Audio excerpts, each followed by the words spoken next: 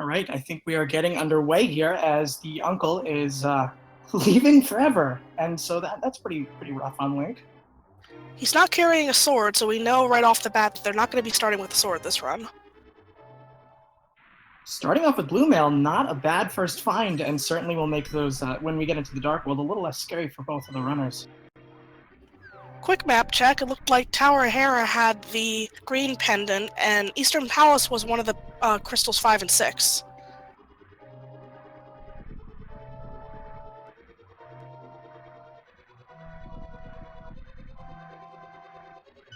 All right, momentarily we're going to see what Uncle is holding, as we have both hoped for these runners. We hope it's not bombs, and it is a hammer. That is a really nice weapon to start off with. Yeah, that's what I was saying with a good weapon. Hammer is very strong. It does, I think, tempered sword damage. So a lot of these early enemies are just going to fall to one smash.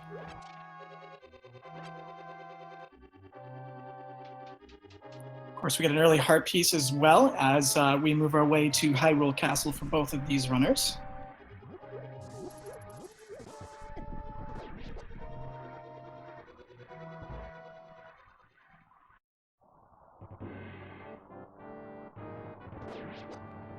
Now, as these runners are making their way to rescue Princess Zelda, at least for the time being, what do you think is the item today that is going to hold out on our runners, Karaoke? It's always easy to say something like Ice Rod, because that can literally be anywhere. The most trolly item I think that can hold out on them is the bow, so I'm gonna go with the bow this time. I would say bow, but I've also seen seeds hold out boots on people, and even crueler, needing to be had at Ganon's Tower, as that big key was on the torch. But we do get gloves early on in the escape, which is we are without the Moon Pearl, we are one item away for Dark World access.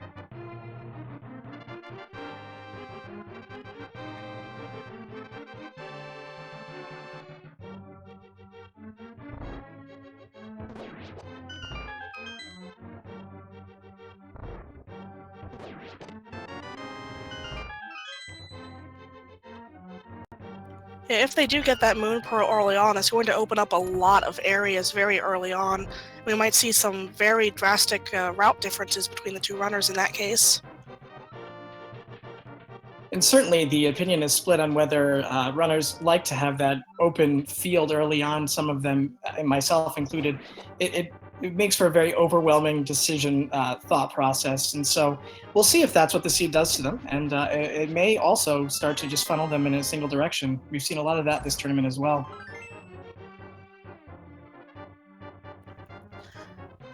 Imhughbliss getting a good 8 bomb drop from the last green guard there in the basement. Very, very useful. We'll hope that Naka gets the same eventually, get a bomb drop so they don't have to, hop back into the back of escape, in case back of escape does hold something that we need. Absolutely. That's one of the things about the bomb start is that, you hope that you have those bombs for the back of escape so you don't have to route it back in, because sometimes the further you get away from something, the more apt you are to perhaps forget that you didn't do it to begin with. So that's good that Imhughbliss has those bombs, and so he will route that in fairly early on and hopefully get something good as a reward.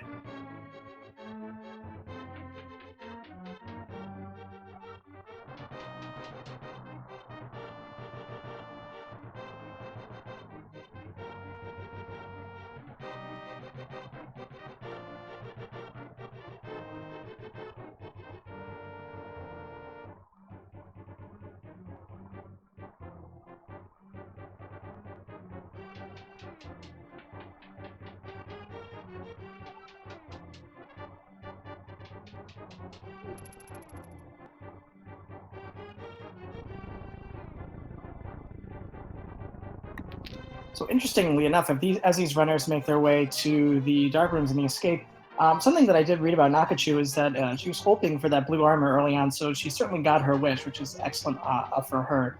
Well, I noticed that Hugh, I believe, wants one of the boomerangs first, which actually are a very useful item in many situations. Yeah, I think specifically they wanted the blue boomerang first, because nobody likes the red boomerang due to the lag it creates. Yeah, it seems that a random rule is anything sparkly makes the game go more slowly, and that includes silver arrows and, of course, the red meringue.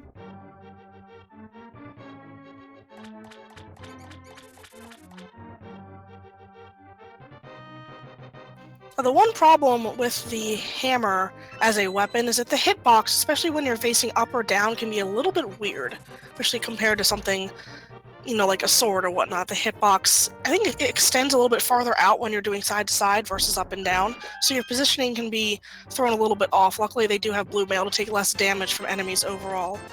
And here we are in the back of Escape, and we're getting a lot of money and some pointy sticks. And Nakachuu looked like she was either farming for bombs or perhaps getting some heart refills. You got to be careful. If you die in the escape, you got to do it all over again, which is a terrifying prospect this early on in the game. And she's just going to go on and head off to the end and probably check back of Escape later just to get that spot out of her mind. Hopefully she doesn't go too far out of her way to get it because it doesn't have anything necessary for progression, but those 300 rupees could come in useful for Zora.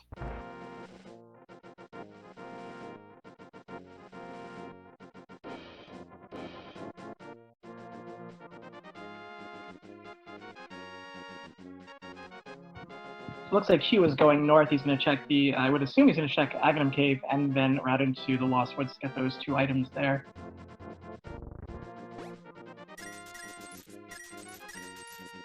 Nice tree pull for whatever level he's on right now, 20 rupees.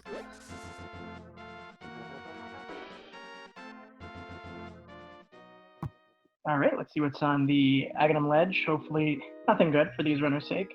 And it is a piece of heart, so that I would assume if Aghanim does end up not being required, I'd assume they're not coming back for that.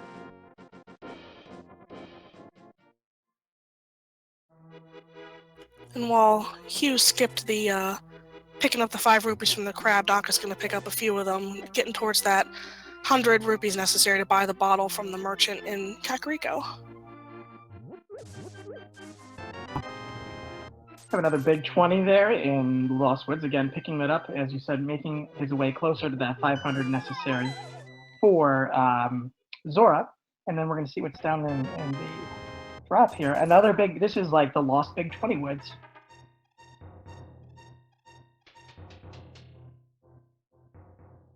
Naka actually decided to skip the big 20 up at the mushroom spot. Which is fine, because I'll just pick up this big 20 here, get that 100 rupee threshold. Now, he's in a good position, having 7 bombs and 3 bombable locations in Kakariko. He's not going to have to buy any bombs, but Nakachuu is definitely, or most likely, going to end up buying bombs if she does not find any in any of the buildings in Kakariko Village, which I hope for her sake she does, but if not, definitely want to make that purchase.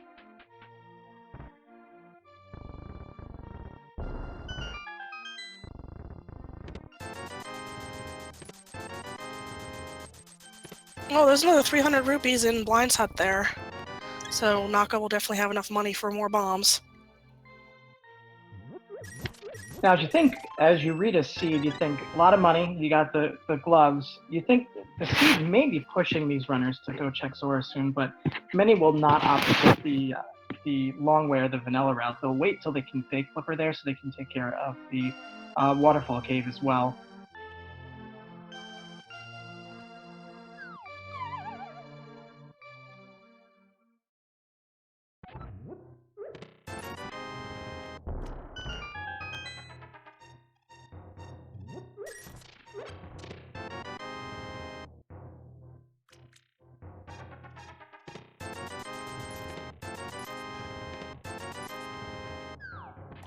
Yeah, this is definitely a money seed.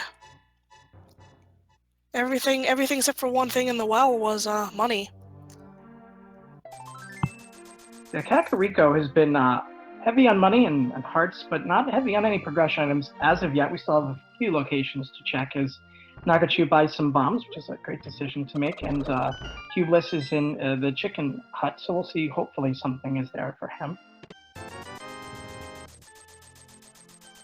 More rupees. That old lady was hoarding some money, maybe making some money off of her chickens.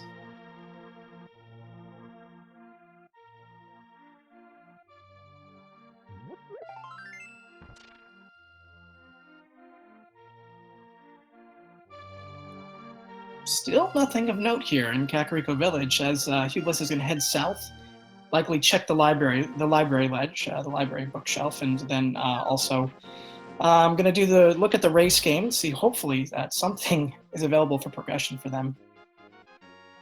Ooh, that was a Moon Pearl. All right, well, boots required seed, so I'm hoping for their sake the boots don't hold out on them, but I'm sure that was a little bit of a moment for Hugh to find that information out. And race game just has a tiny shield, so Hugh's gonna skip that, save and quit, probably head down to South Shore.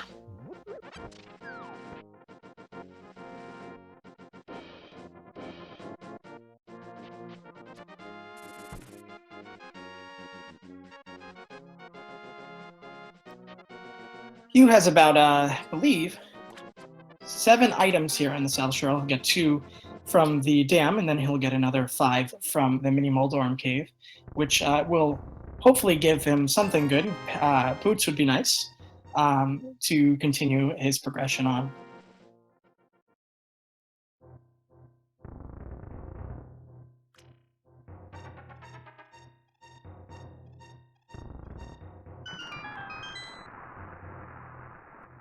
So it would seem from chat that Naka did not check the library, which could really be a difficult situation for her, as it's not a location that you really keep in the front of your brain, front of your mind, and as you move forward with the seed. So I'm hoping that maybe she is just aware that she can't get the item there yet, and we'll go back and route it in.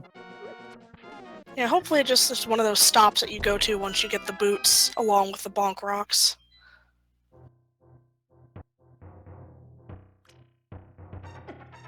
Oh, the map sprite for Pikachu's a little Pokeball. That's kind of cute. I haven't seen that before.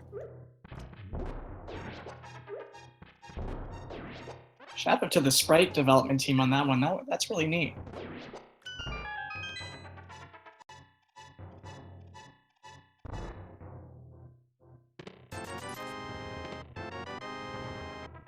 All right, we got a big 20, got red mail, half magic. We got another big 20. And we have our boots. Wow, this was, I would say, a hype cave. Yeah, that was a very generous cave. Getting the, getting geared up there with your red mail. Now those crabs aren't going to do that much damage to you anymore. And half magic is always comfy to have. And then there's your early boots, and hopefully Nakachuu will remember to head back over towards the library. That's what you call that thing, a library. To get that Moon Pearl. I think this is a good move by Hubliss, going in and using the advantage of those boots to go check the ice rod cave, which could be, it's quite an out of the way location. So having those boots, I think, makes it much more attractive for runners. I know a lot of people will wait for either boots, flute, or even both to go to this area. Personally, I head there right away just because I know I'll forget it later, even with the tracker sometimes. It's out of the way. V29 can kind of put stuff out of the way like that. So Hugh is going to head up here to the bonk rocks, get those items, hopefully see some more progression in there, other than the Moon Pearl, obviously, in the library. Hugh doing a nice job routing in bonk rocks before he heads down to the library. I'm assuming Nakachuu getting those early boots, hopefully in the back of her head saying, all right, now it's time to check the library because now that is accessible to me.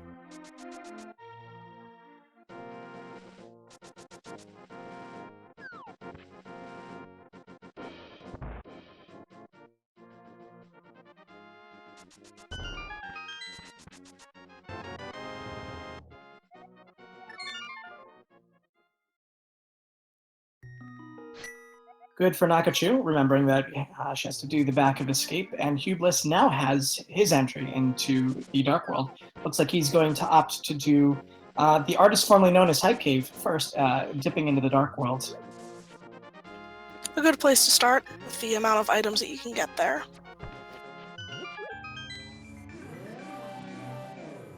And certainly with the gloves, the hammer, the Moon Pearl, you think, oh, we have a map check here. We have Swamp Palace's blue pendant.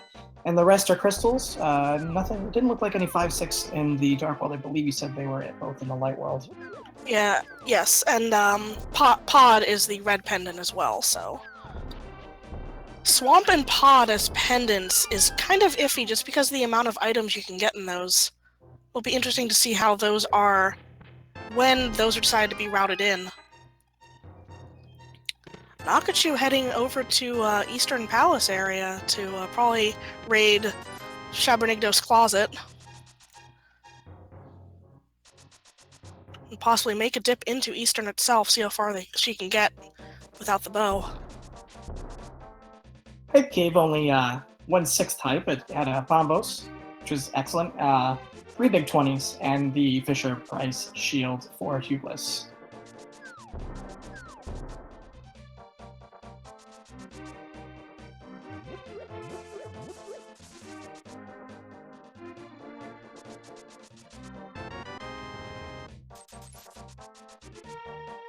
This is the seed of big 20s. imhughbliss just found another big 20.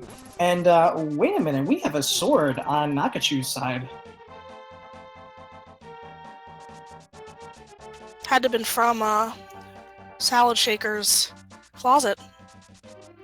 That's the only place that she's gone differently.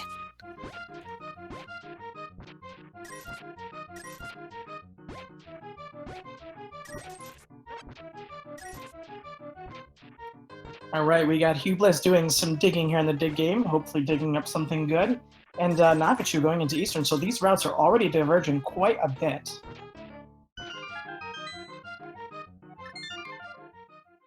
Just another, big stack of 100 rupees in the digging game. I'm going to skip over that because imhughbliss is loaded right now.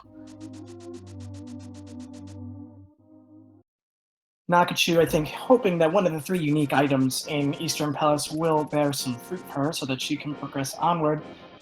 So these runners have quite a few options open to them. It looks like imhughbliss is going to enter the Dark World from the Kakariko village side, which I would absolutely think is a good move at this point. Red Mail, we have a hammer, so certainly could take on Blind if he so chose, and see what he does from here.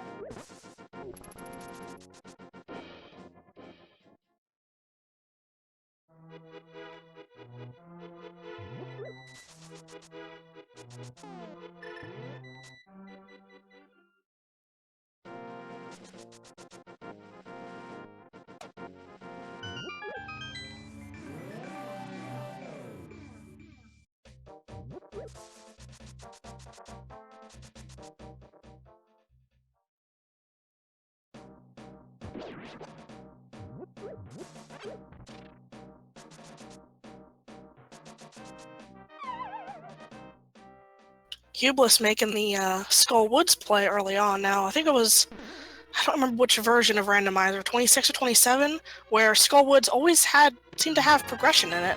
So a lot of runners kind of got used to checking that area, even though it only has 2 items in it, I believe, just to do a quick check in the first front area to see if there's anything juicy in there. Nakachuu saving and quitting out of Eastern. I'm assuming that she has had gotten all the items that she could reach at that time without, of course, the bow and without, of course, light source, which not making it impossible but difficult to continue on in Eastern Palace.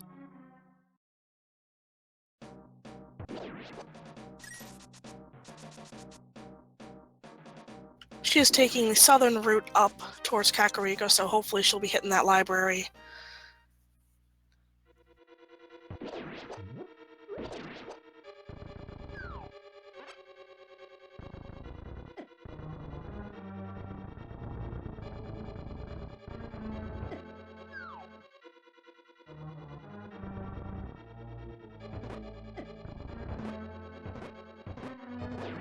Those Gibdos are giving imhughbliss a little bit of a time here. Coupled with the Wallmaster, this room is probably one of my least favorites in Skullwoods.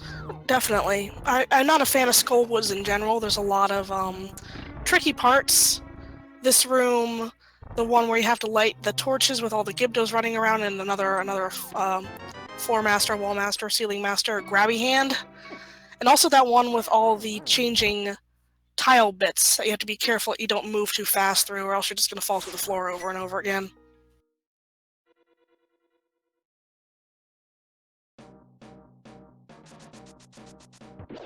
Well, it looks like imhughbliss is took a death warp out of Skullwoods, heading south likely to the village of Outcast, but may be routing in a check to Bumper Ledge.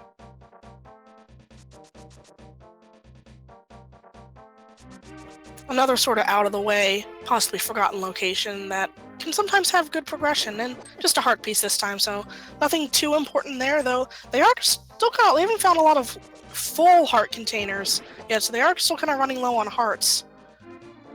But by the time they get the cape, possibly that might not be necessary anymore. All right, well, Nakachuu getting the Bombos coin in Hype Cave, so that'll be good for Nakachuu, taking a quick map check again.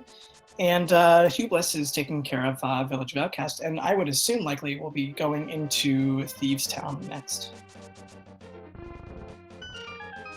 Yes, the first 4 chests in Thieves Town are essentially overworld because they're in very accessible, quick locations. Probably gonna clear out the rest of Outcasts here, pop in there, get the first 4 chests, maybe dive through the rest of the way because they can technically finish it. Might be a little bit tough at blind depending on how good their Danmaku skills are, but we'll see how it goes.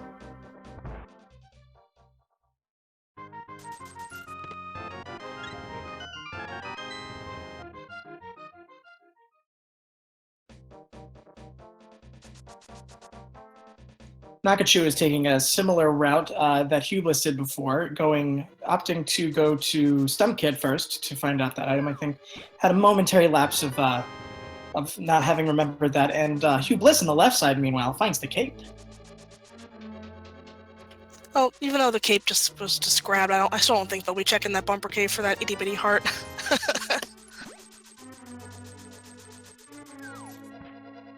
And have we now found all 300 rupee packs? Is there 4 of them in the prize pool? That is a question I don't know the answer to, but we certainly have found quite a few, so I'm sure somebody in chat might have the answer to that one.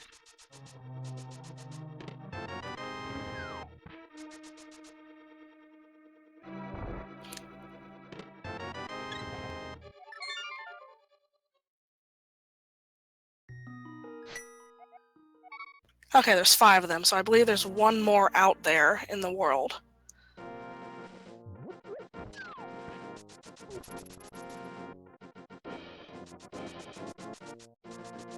So Q saving and quitting out of Thieves Town. I didn't see how many items picked up. I believe it was 3. And I believe, if memory serves correctly, there are 5 or 4 unique items in Thieves Town. Yeah, might be saving blind for a little bit later when they're a little bit more comfortable in terms of equipment. Although they will be picking up a sword here, so they could, with that half magic and cape, just, turn invisible and go smack blind around a little bit.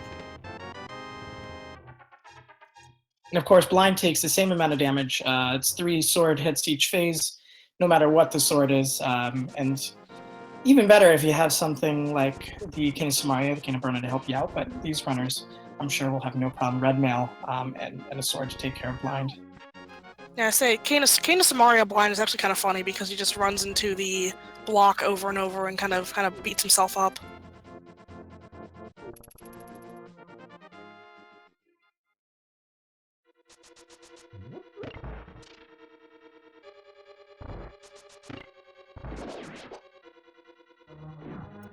So at this point, both runners are retracing the steps of the others. So we have imhughbliss now in Eastern. Gonna be a little disappointed, I'm sure, with the item pickup here, and Nakachuu will likely be going into Thieves Town very shortly.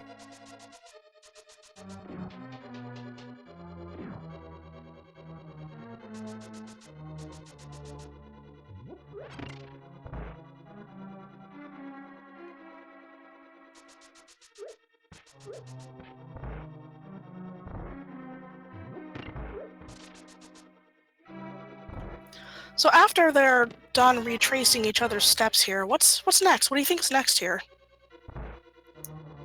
Well, they have a couple options. They could certainly do a sequence break without the flippers and get a couple of get their three items. Four if you want to do Hobo under the bridge, and Zora, and of course the waterfall. They could also sequence break if they're comfortable up Death Mountain at this point. Of course, without the mirrors, not a whole lot to do up there. So I'm hoping that there is progression held for them fairly soon. You could also dip into Pod with a hammer. Not going to be able to do a whole lot without the bow. You at least get a few items. So, few options. I'm interested to see what they end up doing.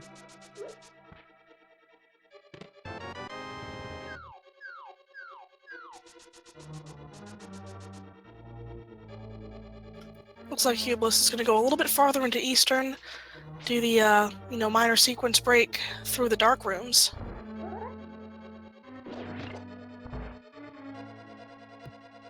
So one thing I was talking about yesterday in a stream I was doing commentary is the sequence breaks, while could be very lucrative, could also throw you off the scent of the logic, which in the long run could put you in a bit of a more difficult situation. But of course, it could also be something that cracks the seed wide open for the runners.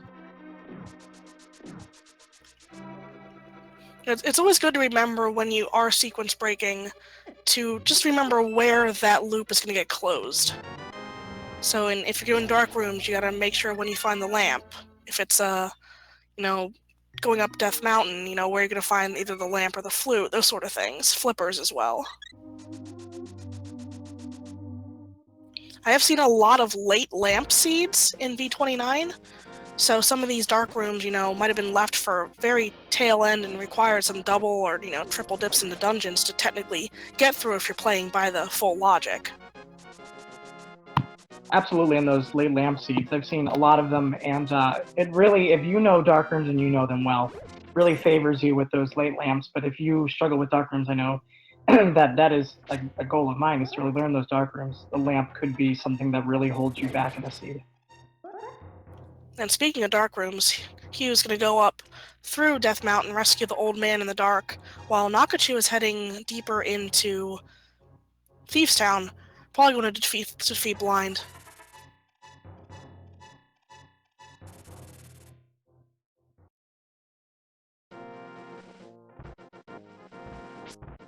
All right, we're going to see what the old man has for Hublis. He has a big 50, and again, this seed has been making it rain for these runners. A lot of money. At this point, I might have a real inkling that Zora's the play with all this money, with the mitts, or the gloves rather, power gloves. I'm thinking Zora might be the play here. Yeah, definitely. So you're getting that itch. You're sitting there with 1,500 rupees, and there's the last 300 rupees on Spectacle Rock. They can't get it just yet, but there it is. Lots of money in this seed. Even though you'll have to probably go back again towards the Zora area to hit up the waterfall and the ledge, and by extension the hobo as well. Once you get the flippers, you'll have to do that area twice. But yeah. Hugh doing Spike Cave right now that they have half magic and the cape, so this is good play to get this out of the way, even if it is like a sequence break. I think it's a sequence break. I believe you're technically right, because to get up to Death Mountain was a sequence break. Also, Q, in the nick of time getting the cape activated, there is a little bit of a lag between inputting and getting that cape activated. So you have to be very, very careful with that. Yeah, but there are those flippers, so I believe they're definitely going to be heading towards the Hobo and Zora next and getting that out of the way. Now where is that lamp? Mirror. Get the mirror in the big chest in Thieves Town on Naka's side.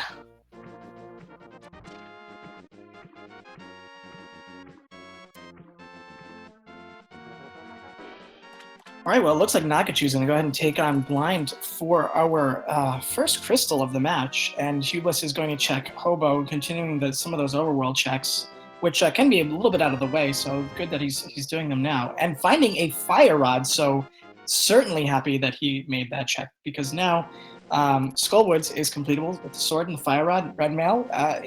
Fighter sword, it's a little bit of a daunting fight, but half magic makes it a little bit easier, so I'm wondering if he's going to make that play.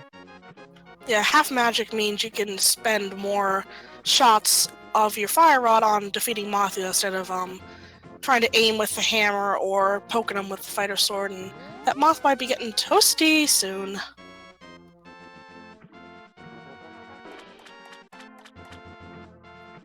All right, blind is down for Nakachuu, and imhughbliss is doing those checks at Zora, the waterfall cave, and Zora and the Zora ledge, only finding a piece of heart, a bomb upgrade capacity, and we will see what's on the ledge, and we will see what life lesson Zora has to give us today.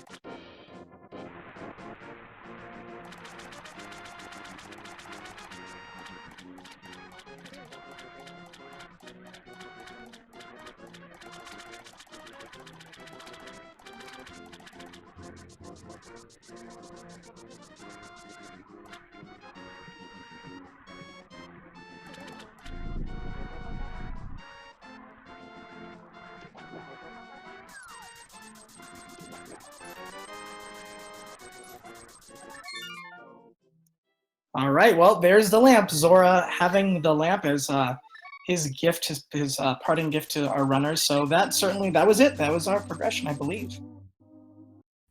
Yes, because that would close the loop. They would have had to go to Zora using the power glove method to get the lamp, to go up to Death Mountain, to, I guess, hop into Spike Cave to get the flippers.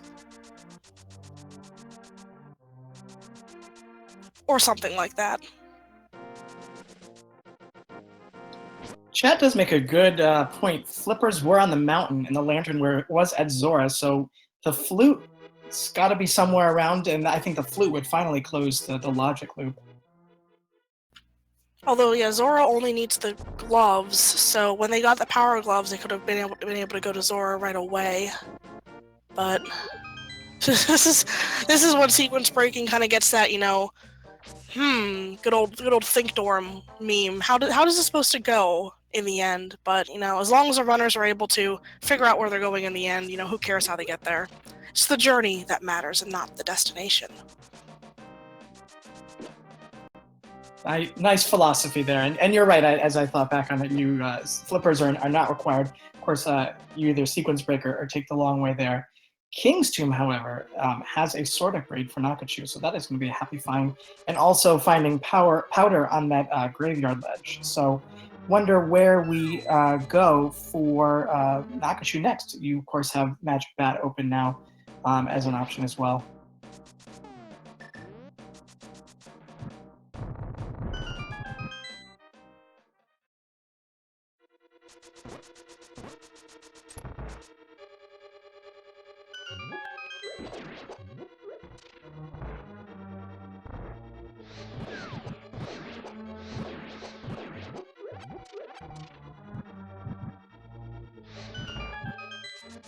Looks like Nakachoo's going to make the sequence break to Zora, at least the sequence break route to Zora, and imhughbliss is going to take on Mothula, everyone's favorite boss, everyone's favorite bug-based boss.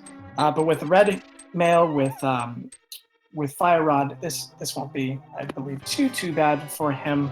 Hopefully, we'll be able to take him down with a few well-placed Fire Rod shots.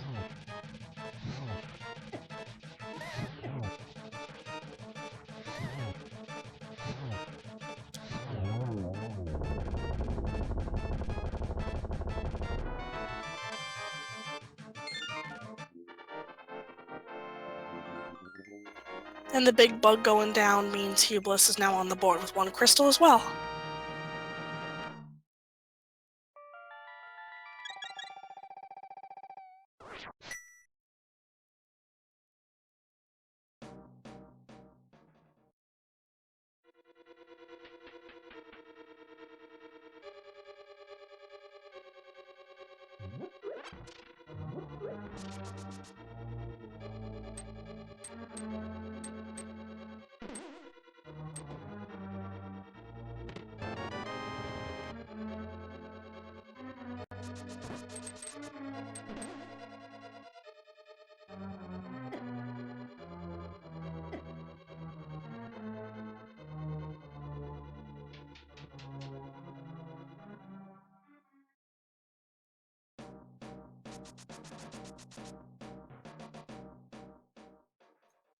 Naka's going to be very happy that she's about to get the lamp, puts Death Mountain into sequence, and also allows her the ability with the mirror to get to Tower of Hera. The chest in there, and is completable with a fire source as well, and the plethora of chests on East Death Mountain. So a lot of really good options for Nakachuu at this point, and a lot of chest density to check. Yeah, and if she does decide to defeat Moldorm at the top of Tower of Hera, that will net her the green pendant, which can lead to a whole nother item at Shasharala's place. Ooh, hookshot in the Skull Woods big chest. Nice.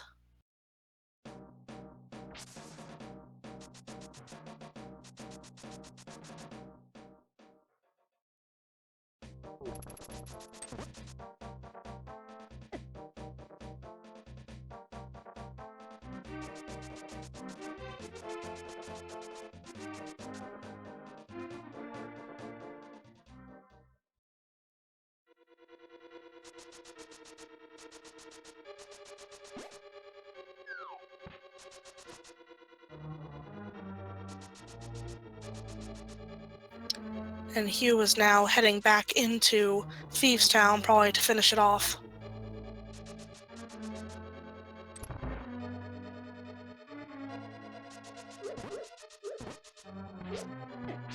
Nakachuu ascending Death Mountain. I'm wondering if she's going to go ahead and I would imagine she's going to go ahead and work on some of those chest dense locations and perhaps even Tower of Hera at this point, as she does have that option. And also with half magic and with the cape, she can do Spike Cave as well.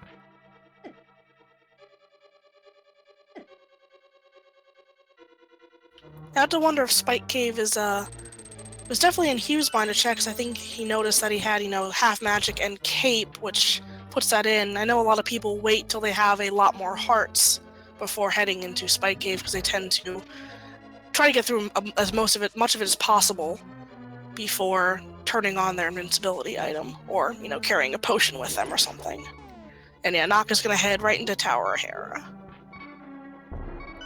Of course, we have two unique items, and we're starting out with a small key, which could be pushing the runners toward the basement, but of course, with the fire source, that is not a problem, and we'll hopefully we're going to see what's in that second chest.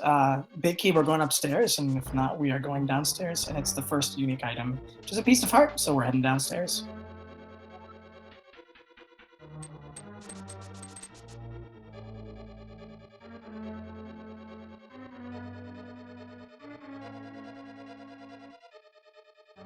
And since we have the cape this time, we're gonna go through the grabby wall strats to get through the tile room. Can't exactly take too much of a coffee break here, because you gotta hold down your A button, but still, don't have to worry about getting smacked in the head or the rear with tiles as you wait.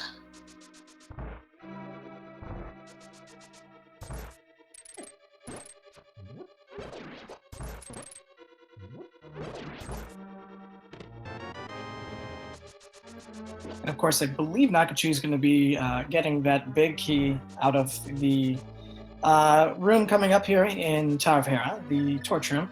So she'll be either I believe she'll probably make her way up to the top of the tower to get those items, to get that last unique item. Hoping it's not on Moldorm, but we shall see what the seed has in store.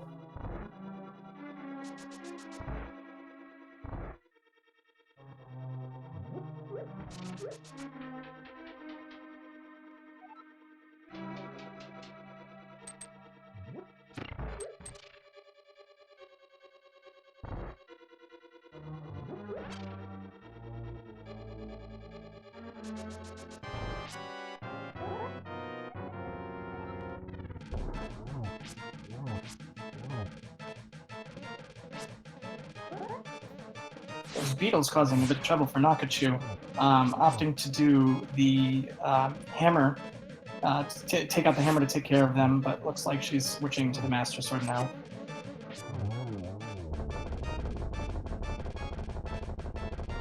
Nice clean blind fight by Hugh, getting him his second crystal there.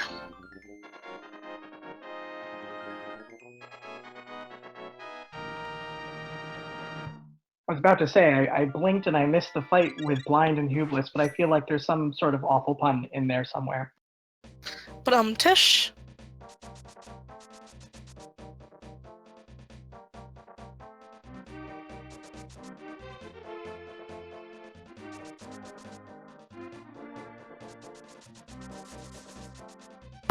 All right, it looks like Hugh might be routing in the Graveyard Ledge and then perhaps King's Tomb, where he's going to go ahead and find his sword upgrade.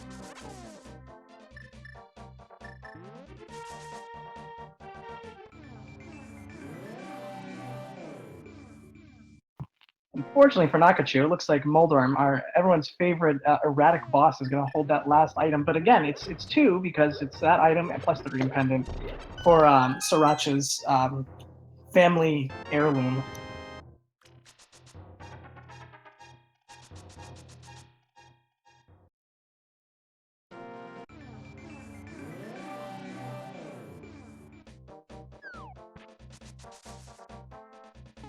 Oh, taking a spill to Moldorm. He's going for good hammer strats there. He's seeming to be playing nice at first, but you know Moldorm. He's gotta do the Moldorm's thing. Oh, absolutely, and it takes 3 hammer hits and so close to that third. But it's Moldorm giveth and the Moldorm taketh away, and does whatever he pleases. So I'm hoping maybe Moldorm 2 is a little bit nicer way later on in the seed for Nakachuu.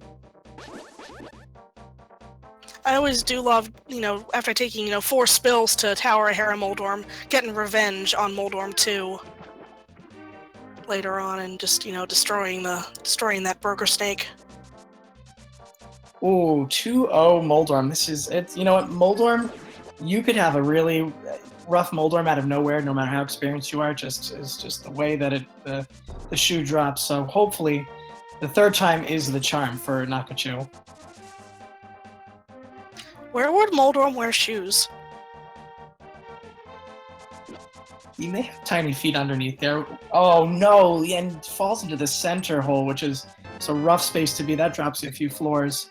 And we have our first pyramid check from Hubliss. It's a full heart container, so he's gonna go ahead and take that happily and move on. Perhaps looks like he might be routing north to either Catfish. It looks like Catfish might be the play. Yeah, a lot of runners will combine Pyramid with Catfish because that's the kind of the closest area for to get to the Catfish, unless you had waited to do the Zora area and could combine all that at once.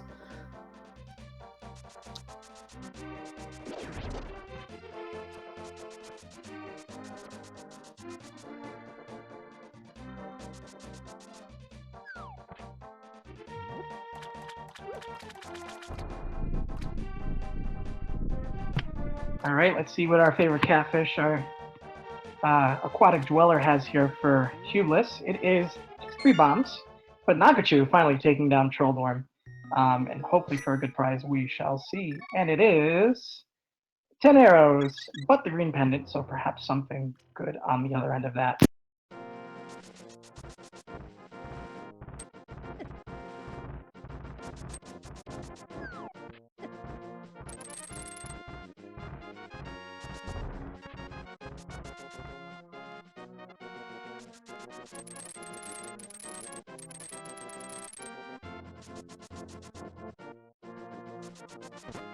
All right, well, both runners approaching East Death Mountain from different ways. Nakachuu from the Tower of Hera and Hubliss using the hookshot to cross that bridge. For some item-dense locations, it looks like Hubliss is starting out in Cave here, and Nakachuu is doing Spiral Cave, which, with the boots, never much of an issue. Without the boots, a long, long walk of shame.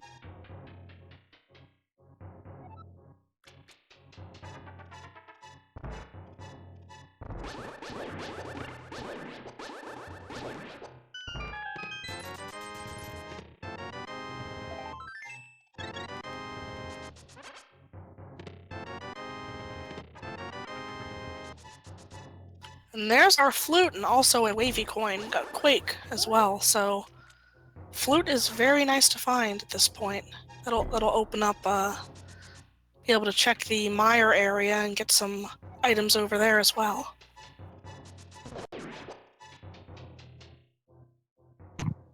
Just missing those Titans myths to get the full benefit of that Misery Mire check, but Flute is also a really great item to have for just expediency of travel, so these runners will have that. And of course, if you wanted to route in Agnes Cave, also an option. That's right, you do need the mitts. This is getting to that point where you're almost an hour into the seed and you're like, where are my mitts? I definitely fell for that there, so. So now, as Hubliss, you have another dungeon open to you with the hookshot, with the flippers. You do have Swamp Palace in that mirror.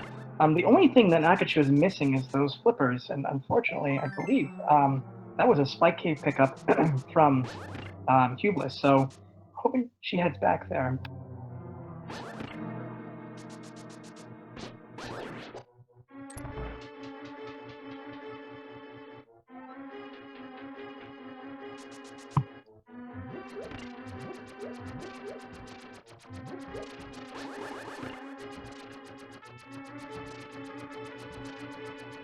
Hubliss going for the traditional coffee break strategy for the tile room. Get up, stretch, get your coffee, or your water, whatever you like to drink. Contemplate your seed so far. Look out the window. Pet your cat or your dog or your other animal. So you activate the coffee break. It's a nice place for runners to really think about. All right, so now what's my go from here? And so it's a nice little break for the runners when you're constantly needing to do a lot of mental gymnastics as you are running through a seed. So nice for Hubliss there, going to get his big key. Nakachuu looks like opting not to take that heart upgrade on the pyramid chest, on the pyramid ledge rather, and looks to be going to Pod, which, though I believe is a pendant, does have quite a chest density, and more often than not, when it is a pendant, has something of value.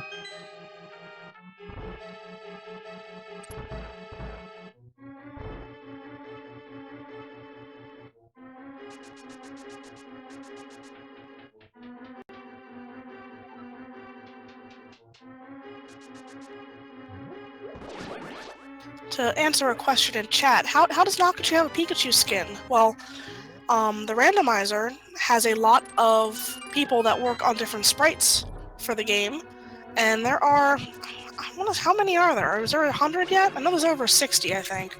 Different sprites you can choose from Pikachu to, I've seen different versions of Link. You got the Saddle View game sprites, other video game characters, such as a couple Toho characters, some East characters. Lots of choices to pick from. Absolutely. I myself prefer the Ganondorf sprite, but I love to see all the work that has been done in the community. Meanwhile, we have our favorite extortionist monkey, Kiki, opening up Pod, and Hubliss taking on Moldorm. I'm hoping for a less Moldorm fight for him, and it looks like he's doing quite all right so far, but activating the final phase of Moldorm and taking him down quite handily. Nice job to Hubliss. Ice Rod in Pod. Hey, that rhymes. Nakachuu just noping right on out. Without the bow, not much else to do, not anything else to do. So nice item pickup, and hopefully we'll get her some progression. Of course, she's still missing those flippers. In the back of my head, I'm thinking, when is she going back? When is she gonna really think about that Spike Cave once more? And I hope it's sooner rather than later. Yeah. So I think the way that goes is if there's no key in that first chest in Pod, then you need the bow to get through, or technically you can do a recently discovered glitch with a potion bottle and be able to kind of offset the camera to move the mimics out of the way and clear that room and be able to pass that little area there. That is correct, and that was one that was decided by the community as a legitimate minor glitch to make one's way through Pod. Nakachuu did activate the duck, swag duck as many call him or her, and is going looks like it's going to take advantage of checking that magic bat cave as well.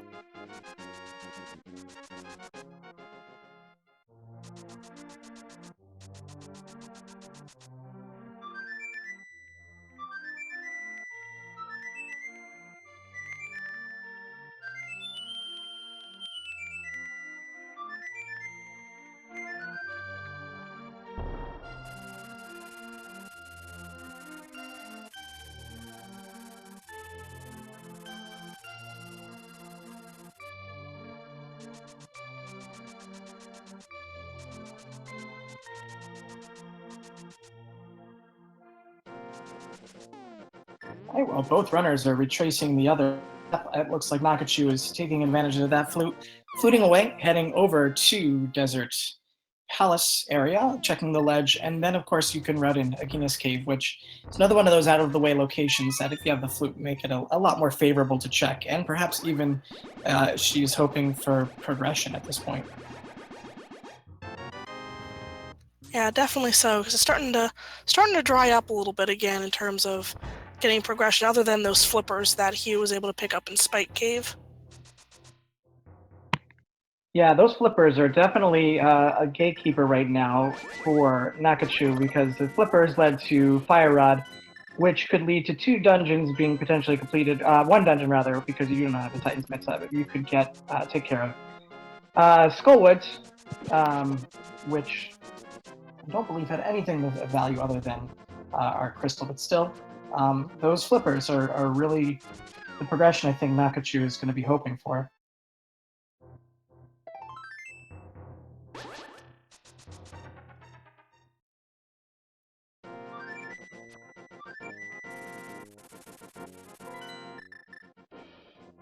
Hubliss does not seem happy with that green pendant trade-in as he frustration tugs at that wall on his weight to get his airlift. So he'll be heading to Agina's Cave as well. And Nakachuu looks like she's going to go ahead and head back into the Dark World.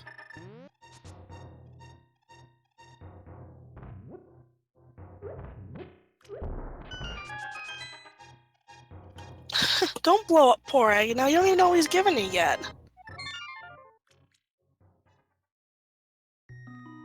I mean, it is just bombs, so I guess it's somewhat appropriate.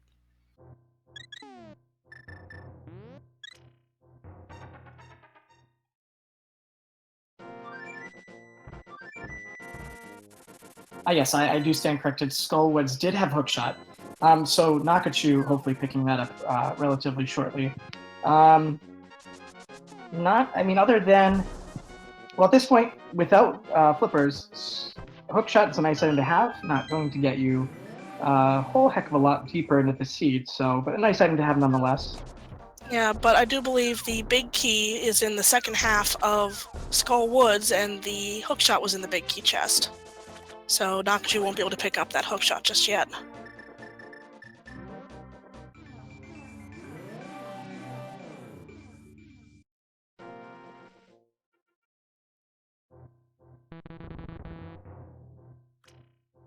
And yeah, Hublis making that Swamp Palace play. I think that's the next logical point. Even though it is a pendant dungeon, there are a lot of items there. Memory serves, I believe there are 6 unique items in Swamp Palace, so that will be really good for Hubliss, though Argus is a bit more difficult with just the Master Sword. Perhaps a sword upgrade is to be had here in Swamp, but still a little bit, definitely an easier dungeon to complete with just the Master Sword. So I definitely agree with this move. This is a good move to make, especially as the seed sort of is to run a little bit dry in terms of progression.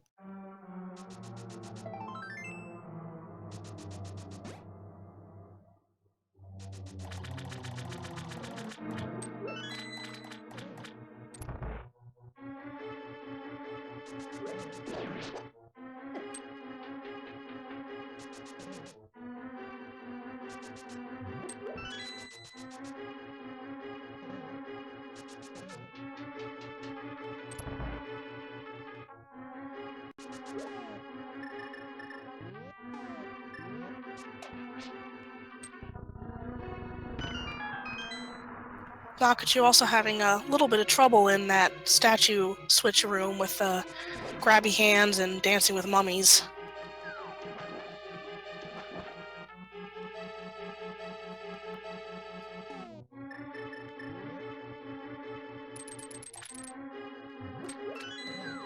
Those Gyptos take so many hits to get rid of. It's even with, the top level swords, it's very annoying. And without silver arrows and without the fire rod, it's definitely obnoxious to dispose of them. So just narrowly missing the wall master, which is great. And everyone's favorite red cane, the King of Samaria, is found in Swamp Palace.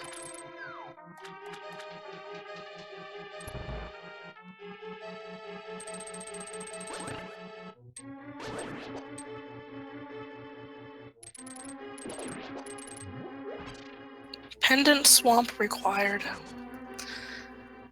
At least that was relatively early in the dungeons. We'll have to see if, since Hugh is still going through a little bit more here, how much more Swamp Palace will hold for us today.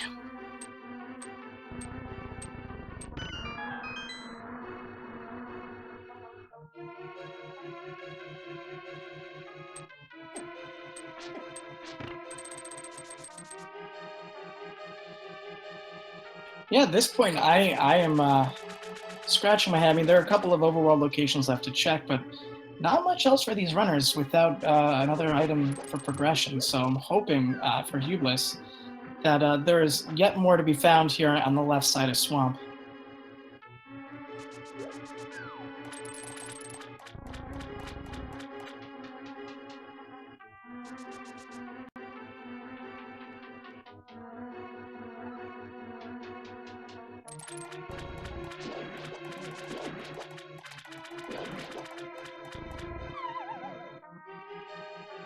Yes, I think at this point it's just, Mitt's bow and possibly, Mitt's bow, Hugh needs to pick up the ice rod and, possibly the other medallion to get into go mode. Nice big key pickup for imhughbliss. Swamp Palace can sometimes get you and have that big key later on, making you either backtrack or re-enter the dungeon. Some people opt just to nope on out. But big key early gives him another chest to check before moving on toward Argus. And considering that the big key is not required to actually get to the boss, sometimes you get the hilarious paradox of the big chest holding the big key. Well, the big key for the big chest had a big 20, so that at least is out of the way and out of imhughbliss's mind at this point, which is good. Another item down, I believe we're up to 4 items, if I'm not mistaken, that he has found, 2 more remaining.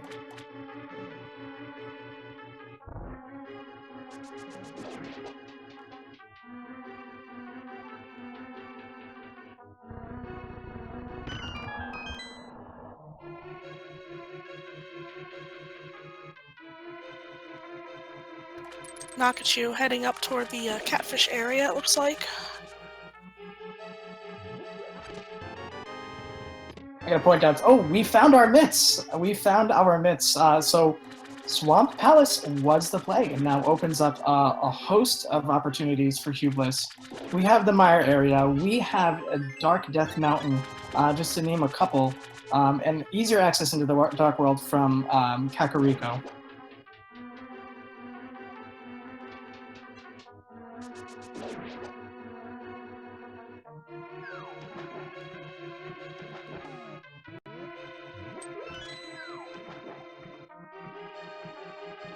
And it looks like the boss is going to be holding the last item, it seems, so Hugh is going to go, tickle some fuzzballs here. So Hugh opting for the Master Sword instead of Hammer, which the menu boss, as some people like to call it. Definitely, this is the way I would go. I just menuing can get a bit exhausting at a certain point, so doing very well against those puffs, and going to be disposing of Argus momentarily.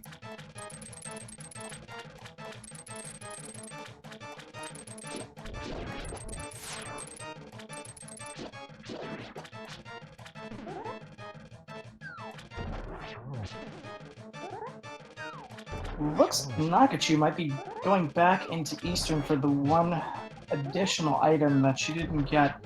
I think, you know, if I were in her head right now, I'd be kind of racking my brain for what do I have left? You know, what do I have left to get in order to continue to progress? And of course, we all know it's the Spike Cave. So sending her our energy to go ahead and check that Spike Cave. Yeah, at this point, I believe with the rest of Death Mountain cleared out, Spike Cave is just kind of that one location hanging out there with, you know, you don't really have any other reasons to head back up that direction, unfortunately.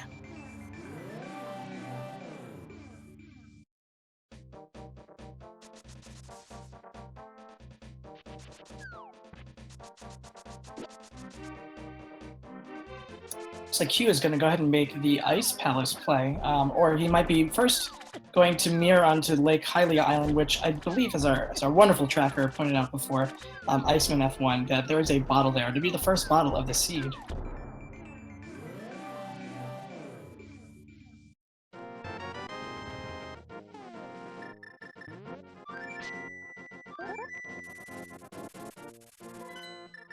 With that bottle, we have Sick Kid now open for business and exactly where he. So we'll see what our Sick Kid is going to give as a thank you for visitation to imhughbliss. And it is a big 20. Of course, Kakariko being the location for so many big 20s, why would we think any differently? And imhughbliss very frustrated by that. Yeah, I think the entire village of Kakariko in this seed was more like just the bank of Kakariko.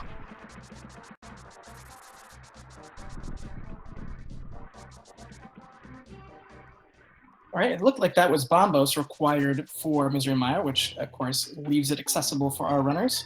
Gonna check the Mire Shed, and we have the other mirrorable location on the eastern side of the desert location, and we find another sword upgrade.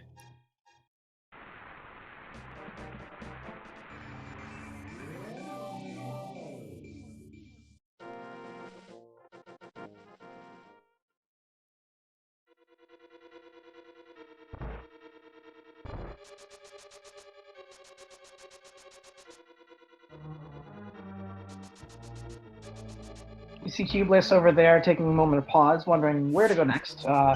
Whereas imhughbliss is going to go ahead and clear out Desert Palace, got everything he needs to do so. He has his boots, which got him his big key, has a fire source, has red mail, so landmolls will not be giving much of a fight for imhughbliss. And Nakachuu is going to Death Mountain, so come on, Nakachuu, go for a Spike Cave.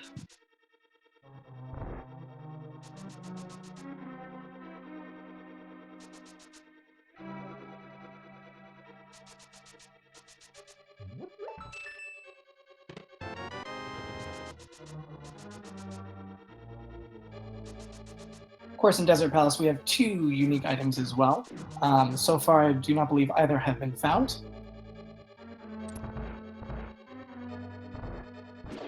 Aha, here we go. Go, Naka, go! This is going to be an absolutely phenomenal find for Nakachuu. She is going to be incredibly thrilled with this. It is going to open up so much for her moving forward.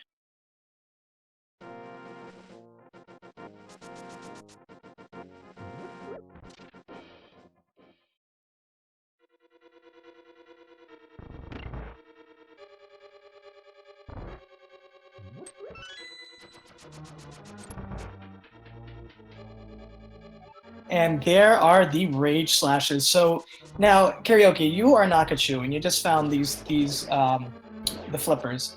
What's going through your head? Obviously, she's very frustrated. Do you think she's behind you? Do you think she thinks she's behind? Do you think that maybe she thinks that Hugh also ran into similar routing issues and confusion? What do you think? I mean, I think by judging the fact that the cape was found relatively early, cape and half magic, I believe, were found like right next to each other, that I would be thinking, yeah, I'm behind at this point.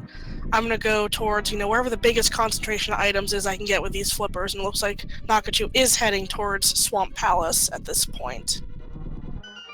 So that's a very good choice instead of heading. They do need to go. She does need to go to Hobo eventually, to get that fire rod, but I think Swamp Palace is the better play at this point just to get that higher concentration of items. Unfortunately for her, she did miss out on the hookshot. So, and hookshot is in Skullwoods, which is behind the fire rod, which is at Hobo. So, oh boy, yes. Circle takes the square. Circle takes the square.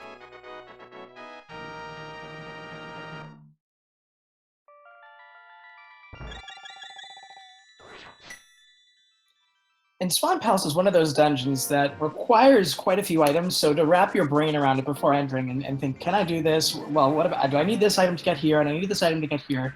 It's hard to pre-plan sometimes the Swan Palace play without having to consider all of those factors.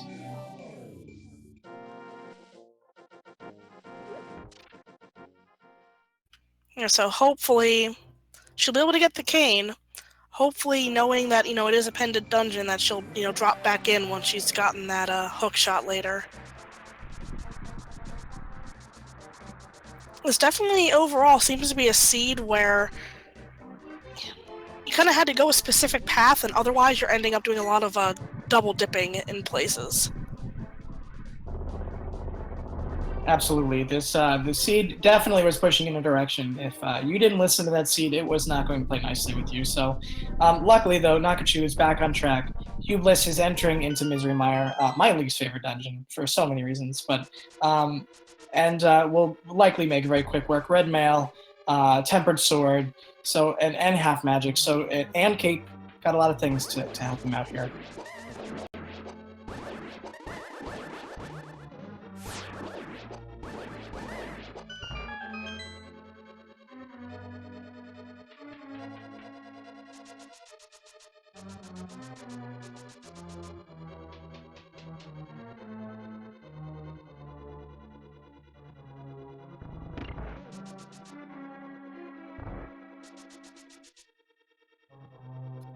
Misery Mire, of course, itself has 2 unique items, so we'll see what those 2 unique items are for our runners, as well as quite a few keys and chests, etc., etc.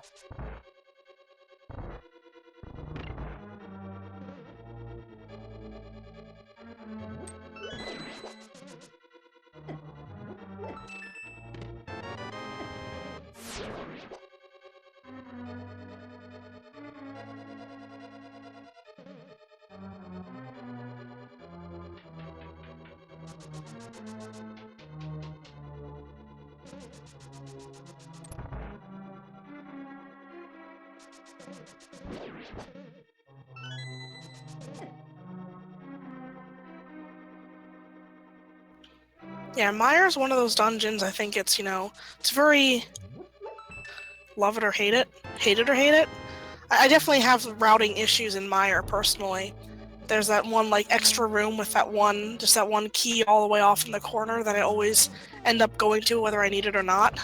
So, just, little things like that. I missed a Nakachuu site. I'm hoping that she didn't just flood a key. I don't see a key in her inventory, but that may be because she used it elsewhere.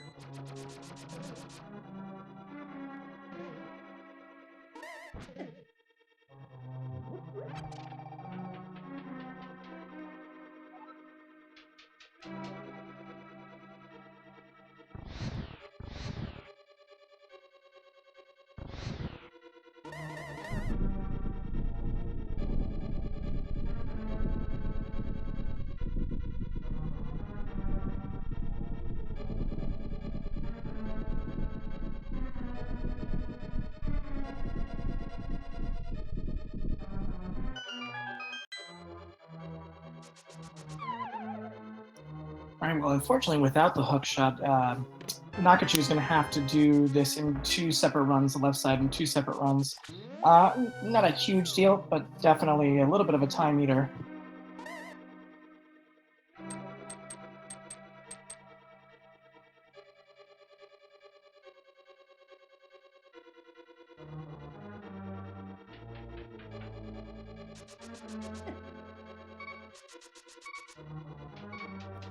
Hugh getting a little low on hearts there. It's definitely been a money seed over a heart seed, but they do have the powder and can grab a fairy from these anti-fairies bouncing about. So Nakachuu is going to open up that big chest and then realize that she has reached the end of her abilities here in Skull Woods. So hoping that the next play she's going to make is make use of those flippers and go to Hobo, because that will continue to open up some locations for her. She'll get her Fire Rod, then hopefully head back to Skull Woods.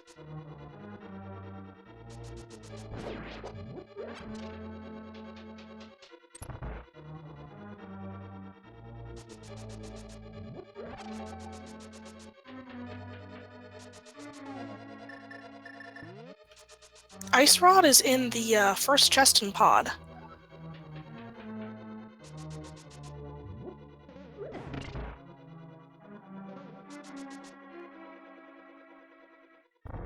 That was a nice Cane of Samaria block drop by imhughbliss. I've usually seen people go to the south wall and then toss that Cane of Samaria northbound, but that was a nice drop there. Alright, Nakachoo's making the swim up to Hobo. Good, good.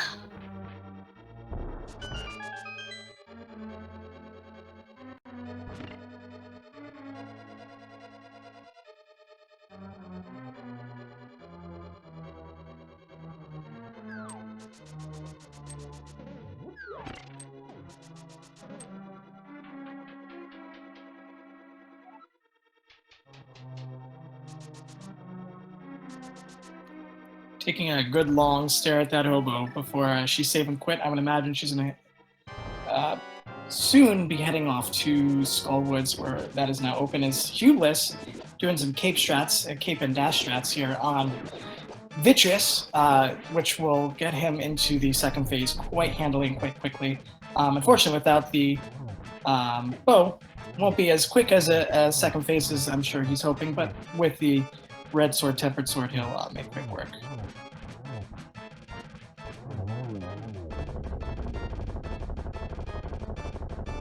I think the half magic cape, sword, dashy strats is one of the most satisfying things to do to a boss. Just hitting all those little tiny eyes all at once is something about it. Just makes me smile. So right now we have imhughbliss. He's got the Fire Rod. He's got the mitts. He's got the flippers. He might make his way to Ice Palace. And chat pointing out that if he doesn't head back to Pod, he's going to be missing out on that Ice Rod, which may give Nakachuu a bit of an opportunity to catch up. Yeah, definitely so. We'll have to see when Hugh ends up picking up that the bow. See where that bow ends up being. I think we'll have them decide when they want to head into Pod at all.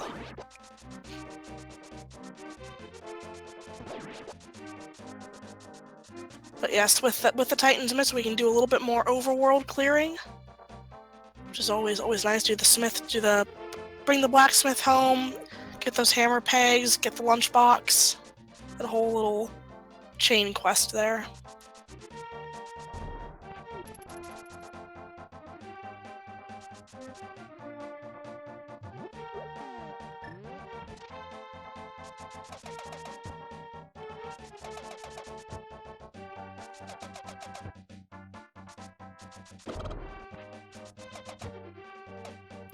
You're doing some nice hammer dash strats there to get to Peg Cave, finding that he's going to get rewarded with a 5 arrow capacity upgrade. So he's going to say no thank you to that and go ahead and return the smith home, and then see what he's got for him, and then following up with the lunchbox.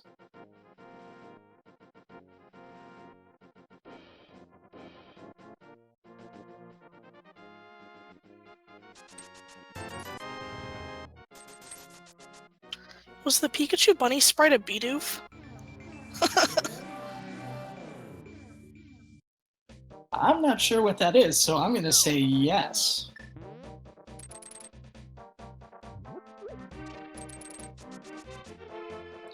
Well, not disappointing the motif of Kakariko Village, the Smiths had a big 20. And Nakachuu is going toe-to-toe now with Mothula.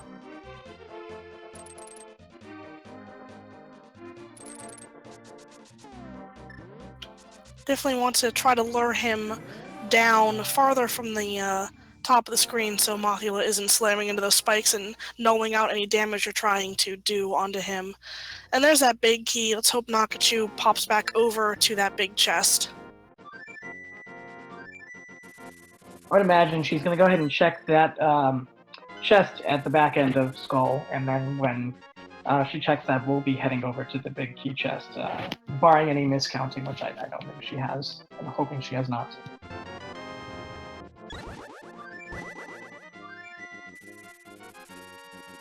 Just a little bit of love from the lunchbox today. Reminds me of, when your parents would write a little note on a napkin that you open up at lunchtime and feel kind of warm and fuzzy inside.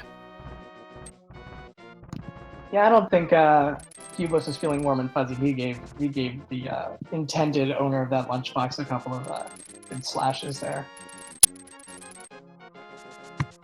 We do, however, on Hublis' side, I think we're going to have our first Dark Death Mountain check, and so there are 2 items in the cave, and then there are, to think this math out here, it is very complicated math. There's quite a few items, I'm going to go broad here, quite a few items in Hookshot Cave, and you can also get some knowledge by looking at what T-Rock is in terms of that medallion.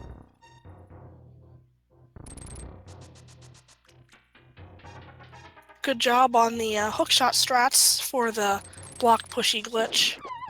Usually if I have the mirror, I usually go for the mirror strats there. It's just easier and more satisfying to see those blocks disappear. Absolutely, I would agree with you there. And all we find in the cave is 50 and a piece of love. Heading north, heading up to get that Hookshot Cave taken care of. And I don't know that did we take a look at what was on that floating island? I don't recall, but my memory isn't the greatest either.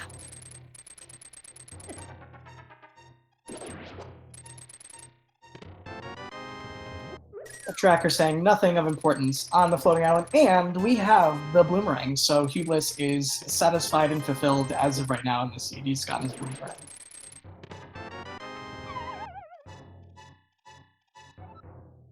But that's about it in Hookshot Cave, so he's going to go ahead and take a look at what is going to open up Turtle Rock, and he might be making a jump in. But without the ice ride, he's not going to make it very far. And Nakachuu was heading south there and remembered, I gotta be in the Dark World to start this off. Gonna head back into Swamp Palace with her shiny new hookshot.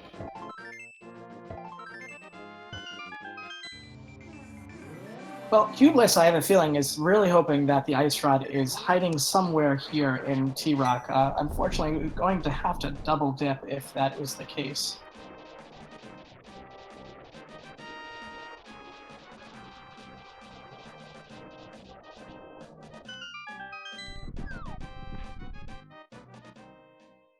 At the very least, you get every chest except for whatever's on Trinex without that ice rod. But still, a bit of an annoying double dip to have to make in terms of dungeons. You're gonna have to walk all the way back to the back of the dungeon.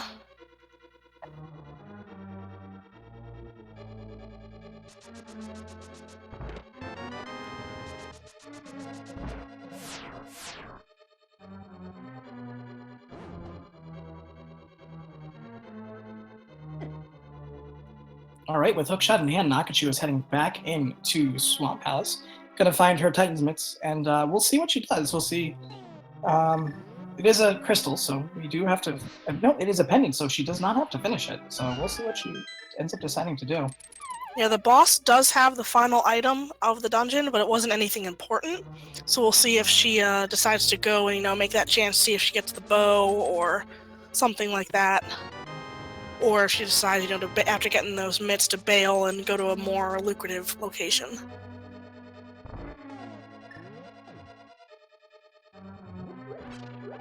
Well, so this upcoming double dip into T-Rock is going to hopefully buy a little bit of time for Nakachuu, as she does have that ice rod, and she does have what is required to enter. Well, soon we'll have what is required to enter T-Rock, so that's a bit of a positive for her.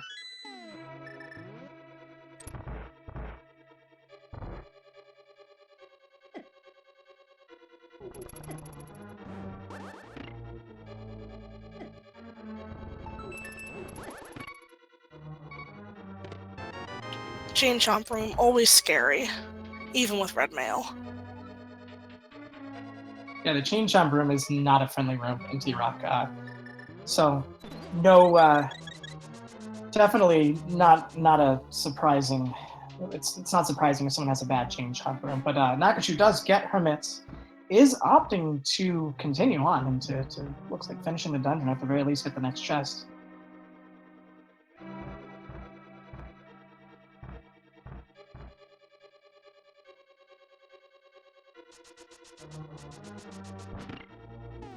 Yeah, I think at this point when you're still like looking for one last item or so, and you're this far back in this dungeon, because it does take a while to get back here if you decide to leave, and then, surprise, the boss has the last item. I guess, might as well, since you're here.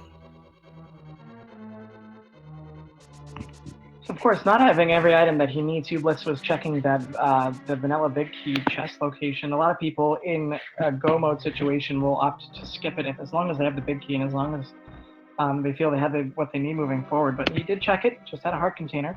I think it was Sankart, if I remember correctly, and chat is confirming that it was indeed Sankart.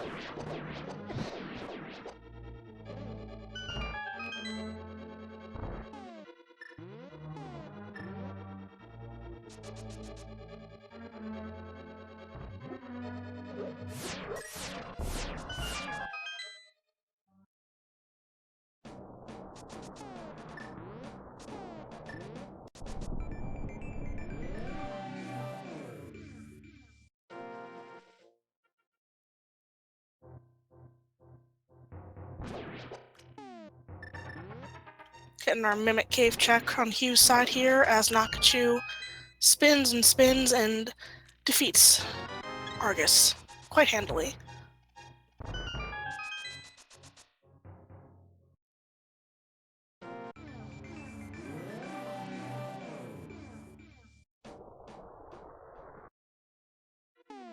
All right, we're going to see what the big key chest has.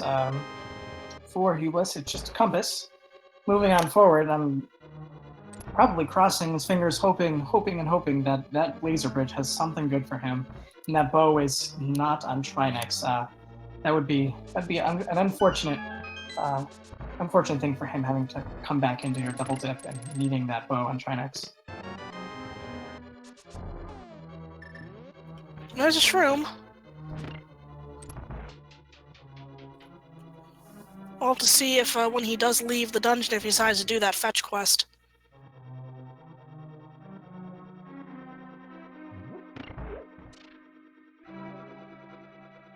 And Nakachuu heading into Ice Palace.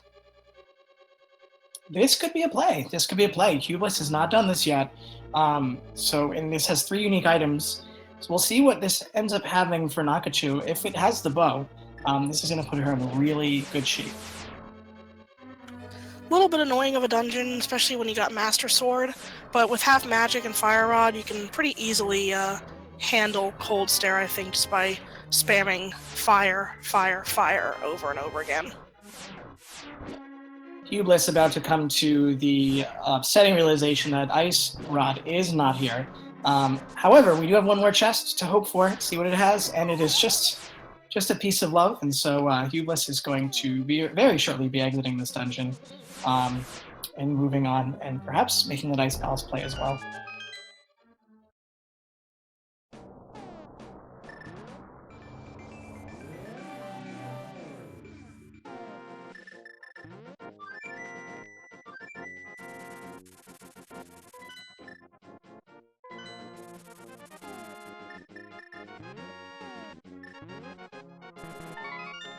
Looks like Hugh's going to go ahead and turn the mushroom in, see if that fetch quest is going to give him an item of progression.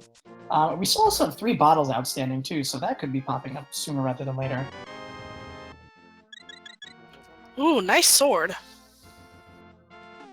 All right, we go from mushroom to butter, so that makes sense. Buttered mushrooms.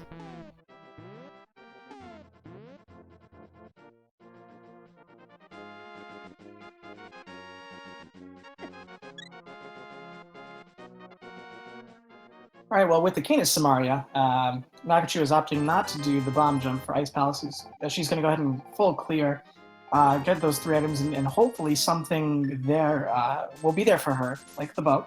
And imhughbliss is stacking up on a potion, so I'm assuming he's going to be heading for Ice Palace before too long.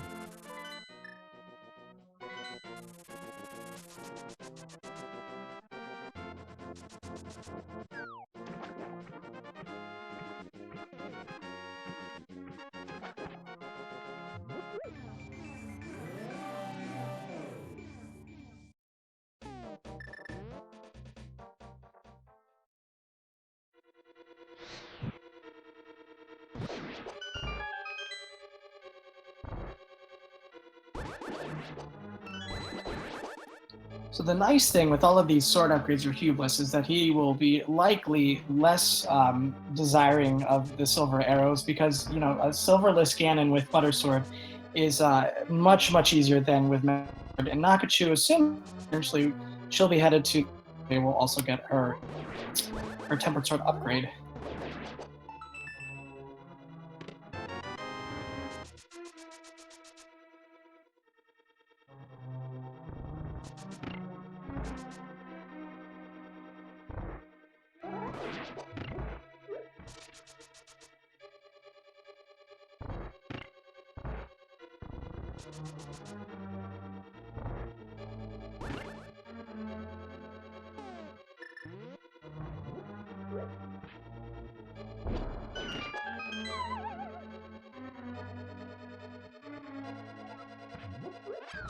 We'll definitely see a comparison here when they do get to Cold Stare, just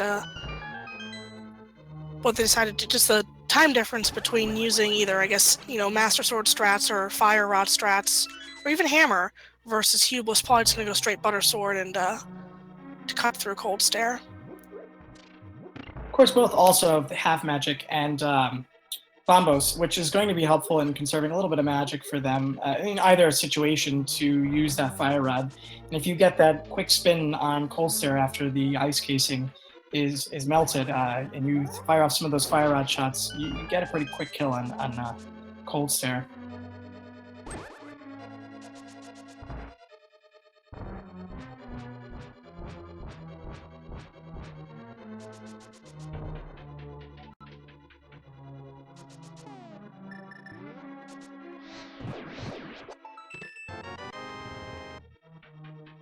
So we have 3 more chests in Ice Palace to be checked, in addition to Cold Stare.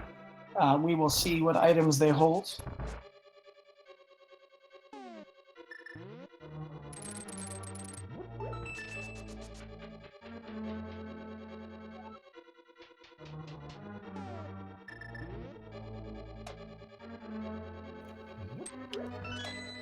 imhughbliss is already pretty much caught up to Nakachuu.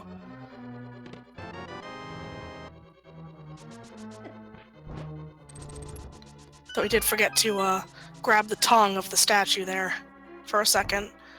But I think that Butter Sword really is closing a gap between them in this dungeon. And so far, Ice Palace holding not much of importance. It had a single rupee and a bomb capacity upgrade.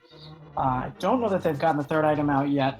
If they have, then certainly the next move is heading on over to Cold Stare and to at least wrap this dungeon up for its crystal.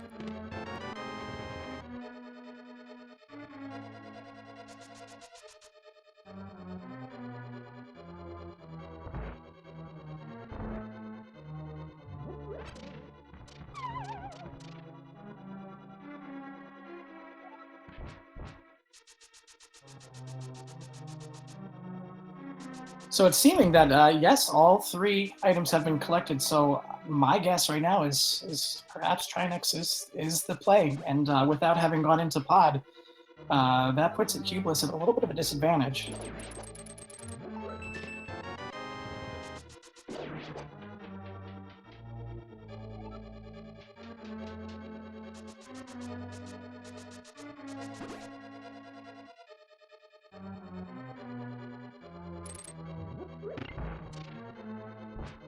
Nakachuu being the first down to Cold Stare, going to crack that shell open with a big old bombos.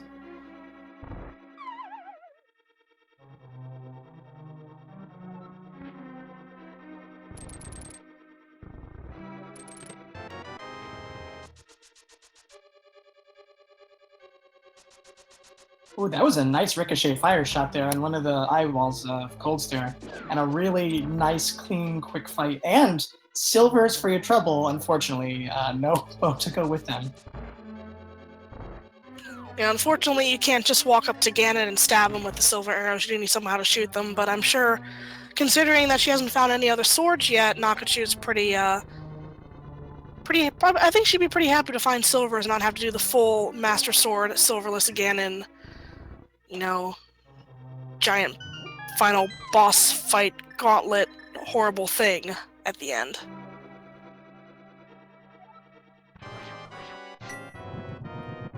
So while Nakachuu is a couple of dungeons behind to Hubliss, you have Desert Palace and you have Misery Mire.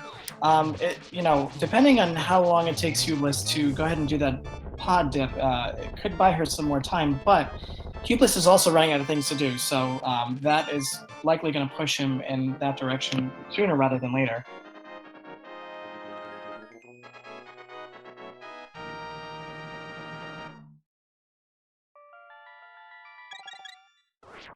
It looks like Nakachuu is going to make that dark east side Death Mountain and possibly Turtle Rock play starting now.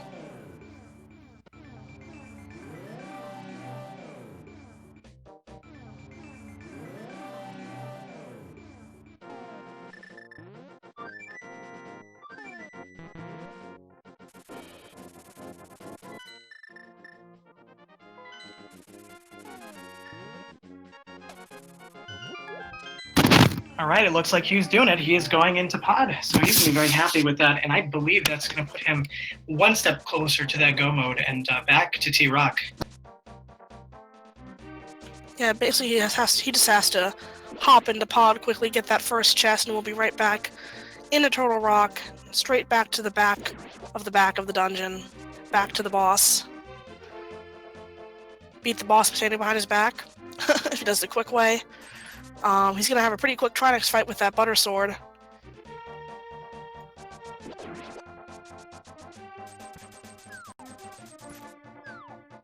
And then hopefully Trinex will have that bow.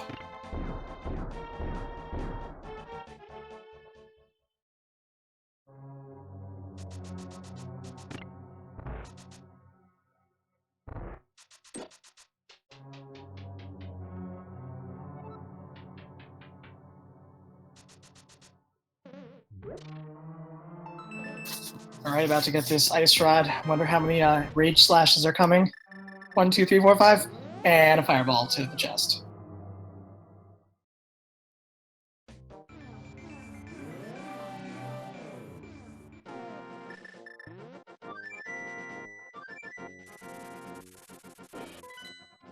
And a few wall pulls as we wait for our Duck Express to come by.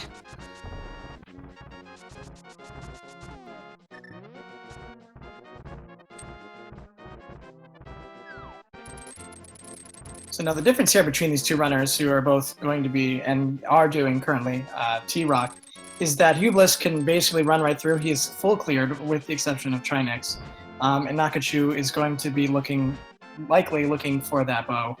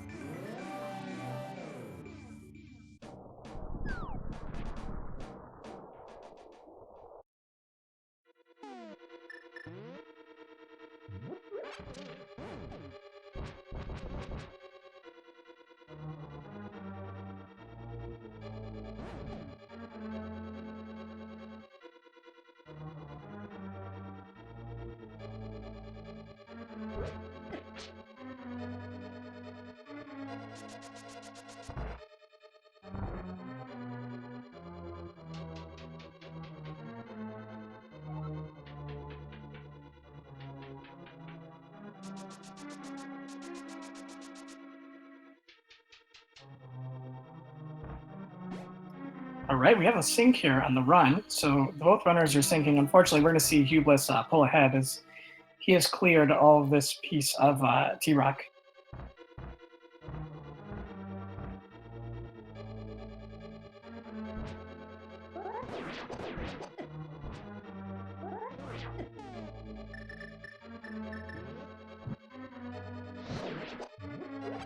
Yeah, just go ahead and burn those pokies down.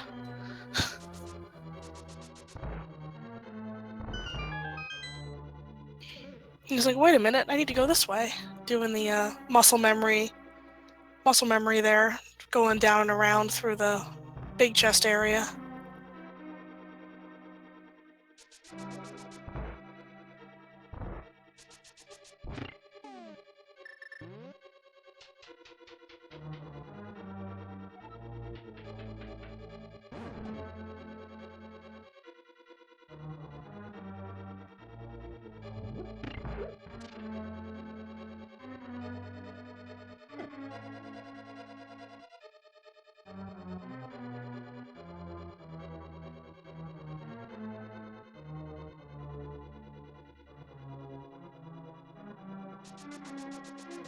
So you have to wonder if Nakachuu, or rather, when Nakachuu gets her bow, and she has to go ahead and complete Mire, will she go mode and skip the shed? Will she continue looking for sword upgrades? She has silvers, she has the cape, and she has half magic, so she could consider just doing Ganon Master Sword, which obviously is a longer time, or she can continue looking for swords.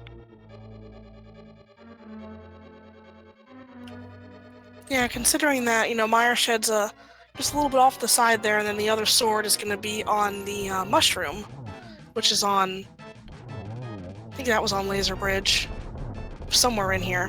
But in general, just a couple out of the way things you have to wonder, would you go for them, or would you just go for the Ganon strats, hoping that your opponent didn't find any more sword upgrades?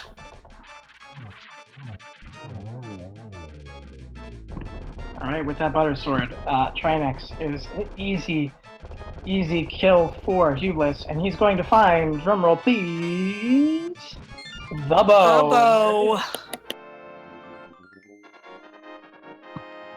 So I believe at 1 hour 37 minutes, we have now entered go mode for imhughbliss.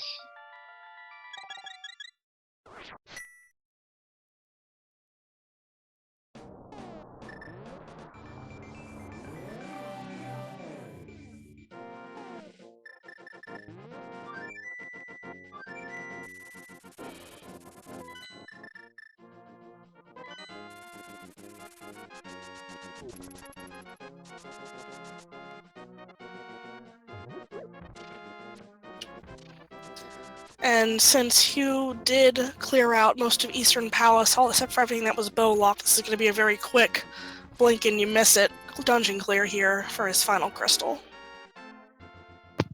And with those silvers, Armos is going to be a walk in the park. And Nakachuu picking up that mushroom, so wondering if she's thinking, do I trade it in? Do I see what it's got? We'll see. Time will tell.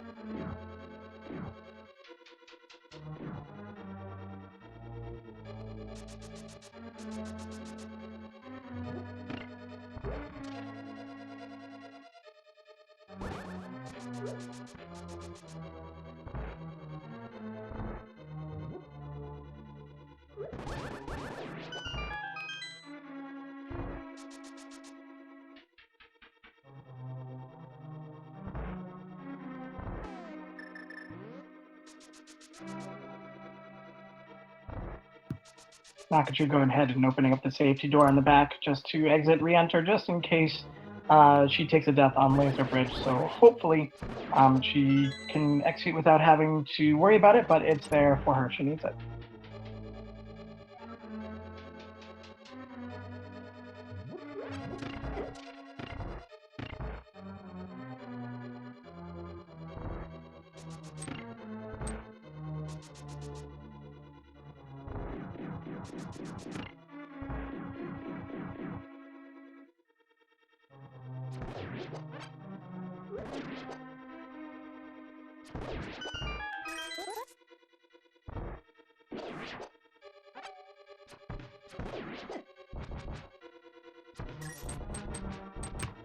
Well, that was interesting. It looks like Hubris was just a second too late, or a second too early, rather, on that arrow on that Igor.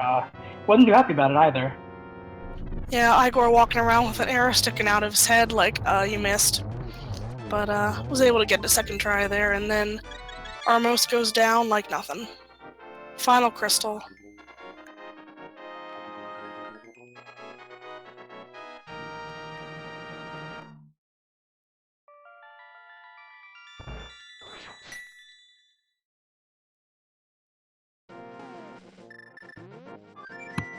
Well, we already have these mysterious numbers appearing in chat. Karaoke, what does that mean exactly? That means there are 22 locations for the big key to get to the top of Ganon's tower to be located in. Guess in chat where that key is going to be this time. Some fun locations are always, 22 is usually the tile room, which is, your other coffee break room, or just, somewhere behind like Ice Armos, or fun places like that. Get your guesses in. And the winner of the guessing game gets our undying and unending love and affection. So that is a prize worth $1 million. Karaoke, what is your guess for the key? I usually try to stick to the same number. I usually say 18. Get it kind of late in there. And when they're starting to wonder, am I going to find this thing? Is it going to be in tile room? Get a little bit of sweat and panic in the thoughts of the runners there. Mwahaha.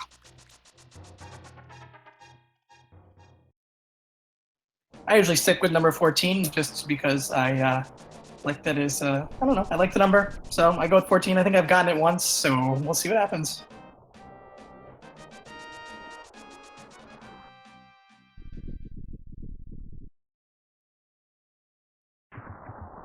Nakachuu going for hammer strats with Trinex. A little bit hard to aim upwards with that, and you usually end up stuck with the ice on the floor as well, but a little bit faster than doing sword slashes with your master sword over and over again.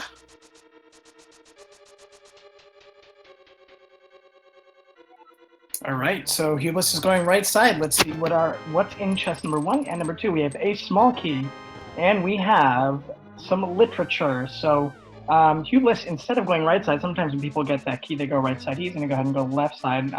Much more of a chest density on the left side. Let's see what is on the torch. So we are at chest number 3, technically. Here's number 3, it's big 20. Appropriate for this seed.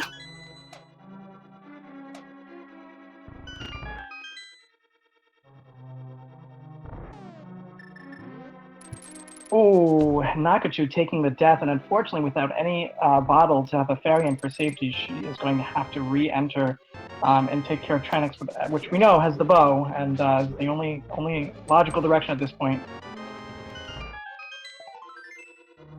Number 6, small key. Number 7, piece of love. So we're up to 7 chests, and so far, no big key.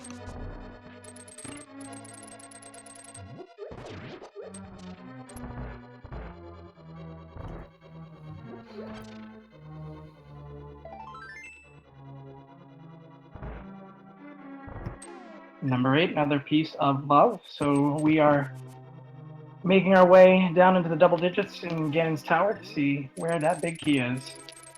And Hugh skillfully using his favorite item to get through those switchy rooms there.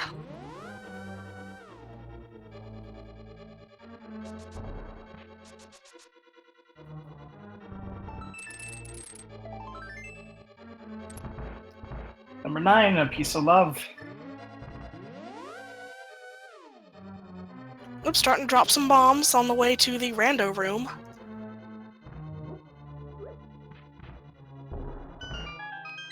Rando room called as such as you only ever go here in Randomizer.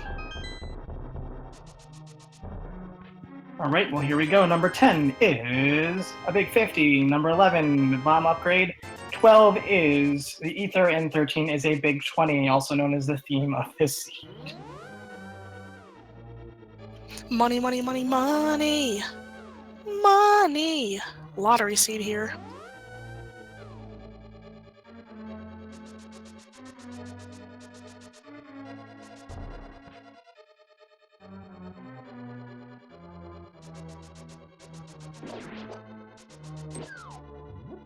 All right, Nakachuu making it to the last phase of Trinex, as it looks like Hughbliss is heading over to give Bob a good powdering, perhaps, or just opening his chest.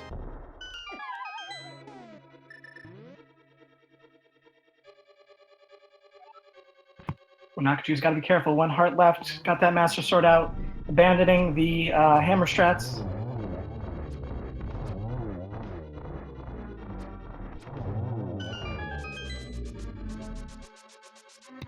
Oh, and knocked into the spike.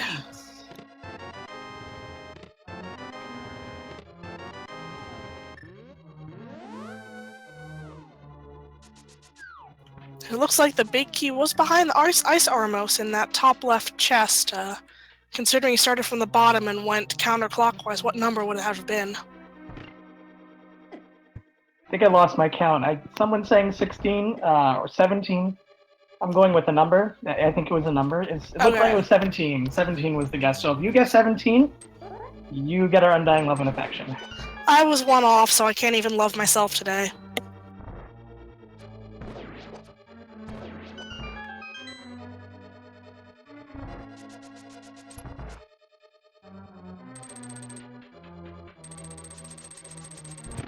All right, well, Nakachuu is going to go back and powder an anti-fairy just to take care of her health needs, to go back into that Trinex fight fresh, but it looks like maybe she's taking a second guess at that and just going to go ahead and go on in.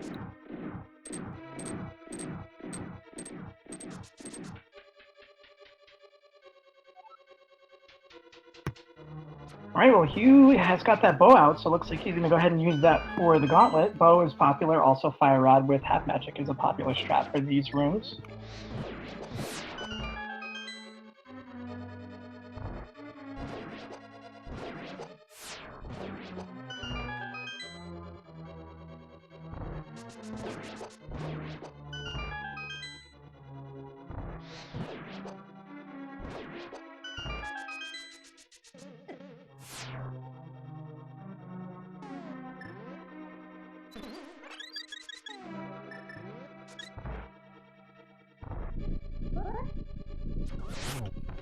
Taking that pause there that Hughbliss did to powder that anti-fairy means the land molars are going to be in a different sync pattern than if you just ran across, but that should be no problem for Butter Sword and Silvers here. And down they go, and Nakachuu again on the final phase of Trinex, so sending her our energies to get that win and that bow, which will put her into go mode as well.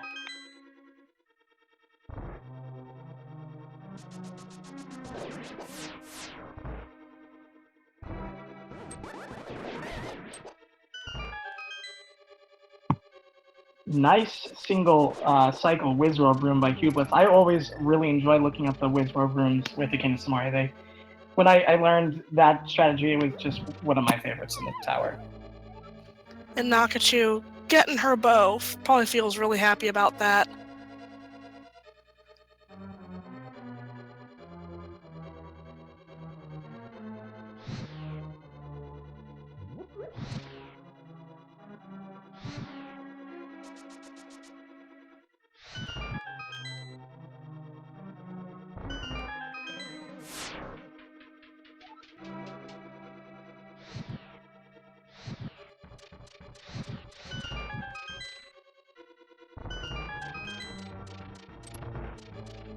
All right, well, with no reason to open up any additional chests for Hughbliss, he has Thread Mail, he has Butter Sword, he has Silver Arrows. He's going to go ahead and speed right to Moldorm number 2, which hopefully is kind and easy for him. So we'll see how well that goes. And most importantly, he also had a key, has a small key there. Doesn't have to open this chest to hope to get one. I know sometimes people get tripped up and forget to check their small key count before making the climb and end up stuck at the top there and have to go back down and rob a key from somewhere. I think the good news for him is he had that mini Helmstorm as an option had he needed the key. But again, as you had said in KOV, that he did not need that key. Slashing the chest, just throwing that in our faces, he's not going to check that last chest. So it will remain a mystery until maybe Nakachuu checks.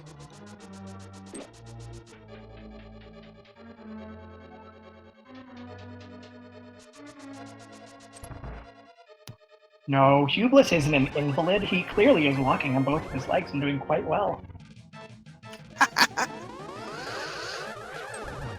Aghanim 2. Let's see how this goes. Gets one hit off in the first round there. It was a weird setup. Unfortunate blue ball in the second there. That could have been a nice double. And this is a nice lineup here. 1, 2, 3. Nice triple. All right, and Hubliss takes down Aghanim 2, also known as the Geometry Boss. I like calling the Geometry Boss because you got to think about those angles, but he's on to the big pig. I don't think he's going to stop to fill that bottle. Maybe he'll put a fairy in it, but he is stacked to the nines. I think he is going to go jump right into this fight. Butter Sword, he's got a fire source. He's got his lamp, so he can get the lamp glitch perhaps. He's got his silver arrows. He's ready to go.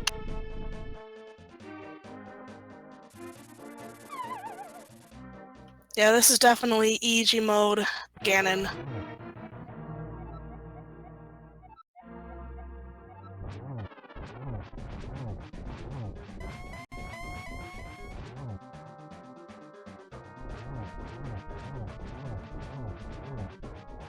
All right, already on phase 2, got that hook shot out. Just gonna leisurely walk over there and dodge that first circle of bats, and takes one to the face, but that's okay. We are in phase 3 now.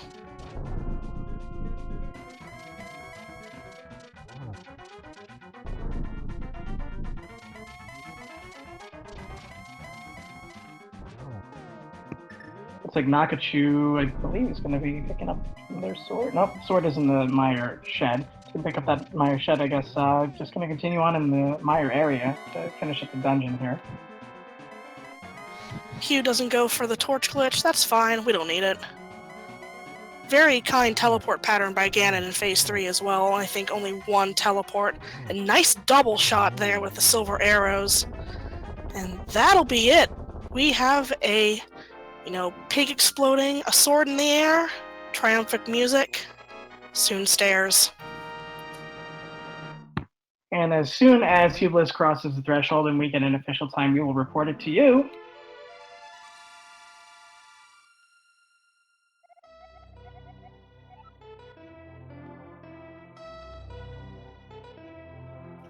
And Mega Man saves the day with an official speed racing TV time of 1:52:35.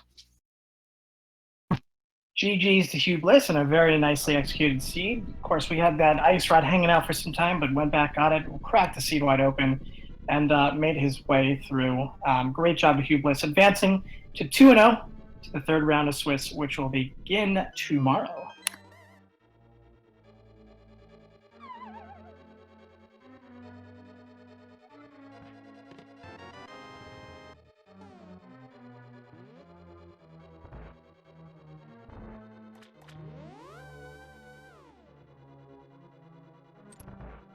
Of course, we could see if we can get Hubliss in the chat here for a post-race interview if he would like. So we'll see if we can get him in here.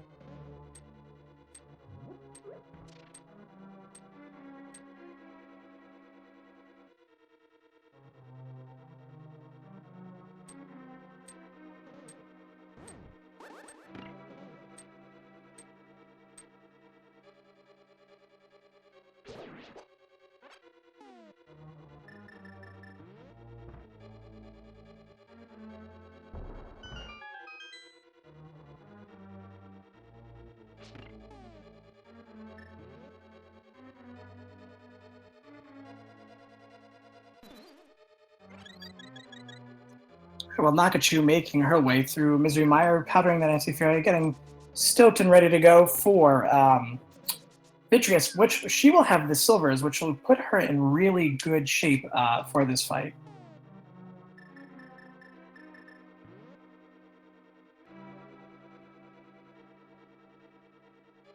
That's definitely one difference between the fights here is that Nakachuu already has the bow and can just snipe, poke these eyes out.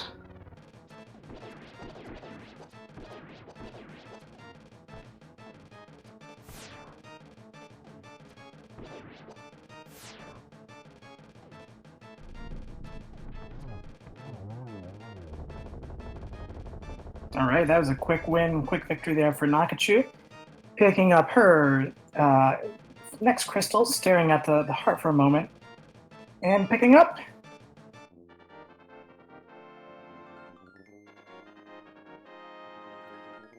So unfortunately, imhughbliss will not be joining us for an interview.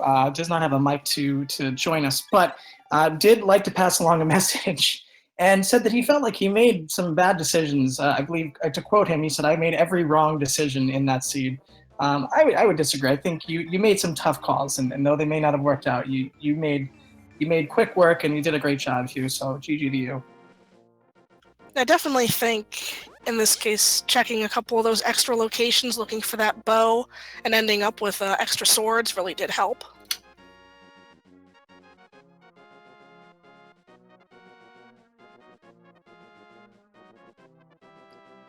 Looks like we got a pause here from Nakachuu. Let us see what she decides to do.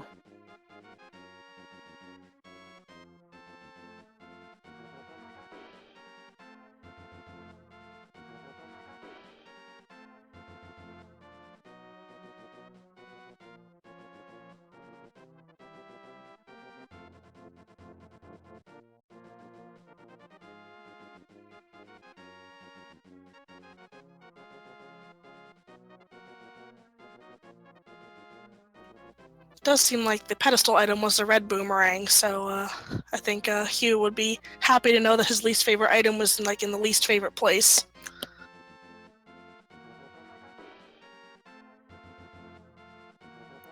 All right, well, unfortunately, but understandably, Nakachuu is going to forfeit at this point. GG Nakachuu, you ran a really good race and you made some really good decisions. So let's get some GGs in the chat for Nakachuu for an excellently run race. At this point, I can understand at about 2 hours, you're tired. You still have a little ways to go. And that's okay to do a forfeit. I believe she's also a bit jet lagged, judging from her stream title.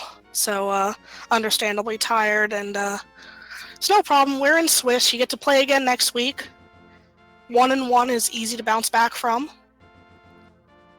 Still got 5 more weeks of Swiss to get through, and try to work your way into that bracket stage. So GG to Nakachuu, GG to imhughbliss, GG to you too, my co-commentator. Thank you so much. And let's see, if we have a little time, we could pull in Nakachuu for a couple of questions. She did say she wouldn't mind, so if we can get her pulled into the channel here, that would be great.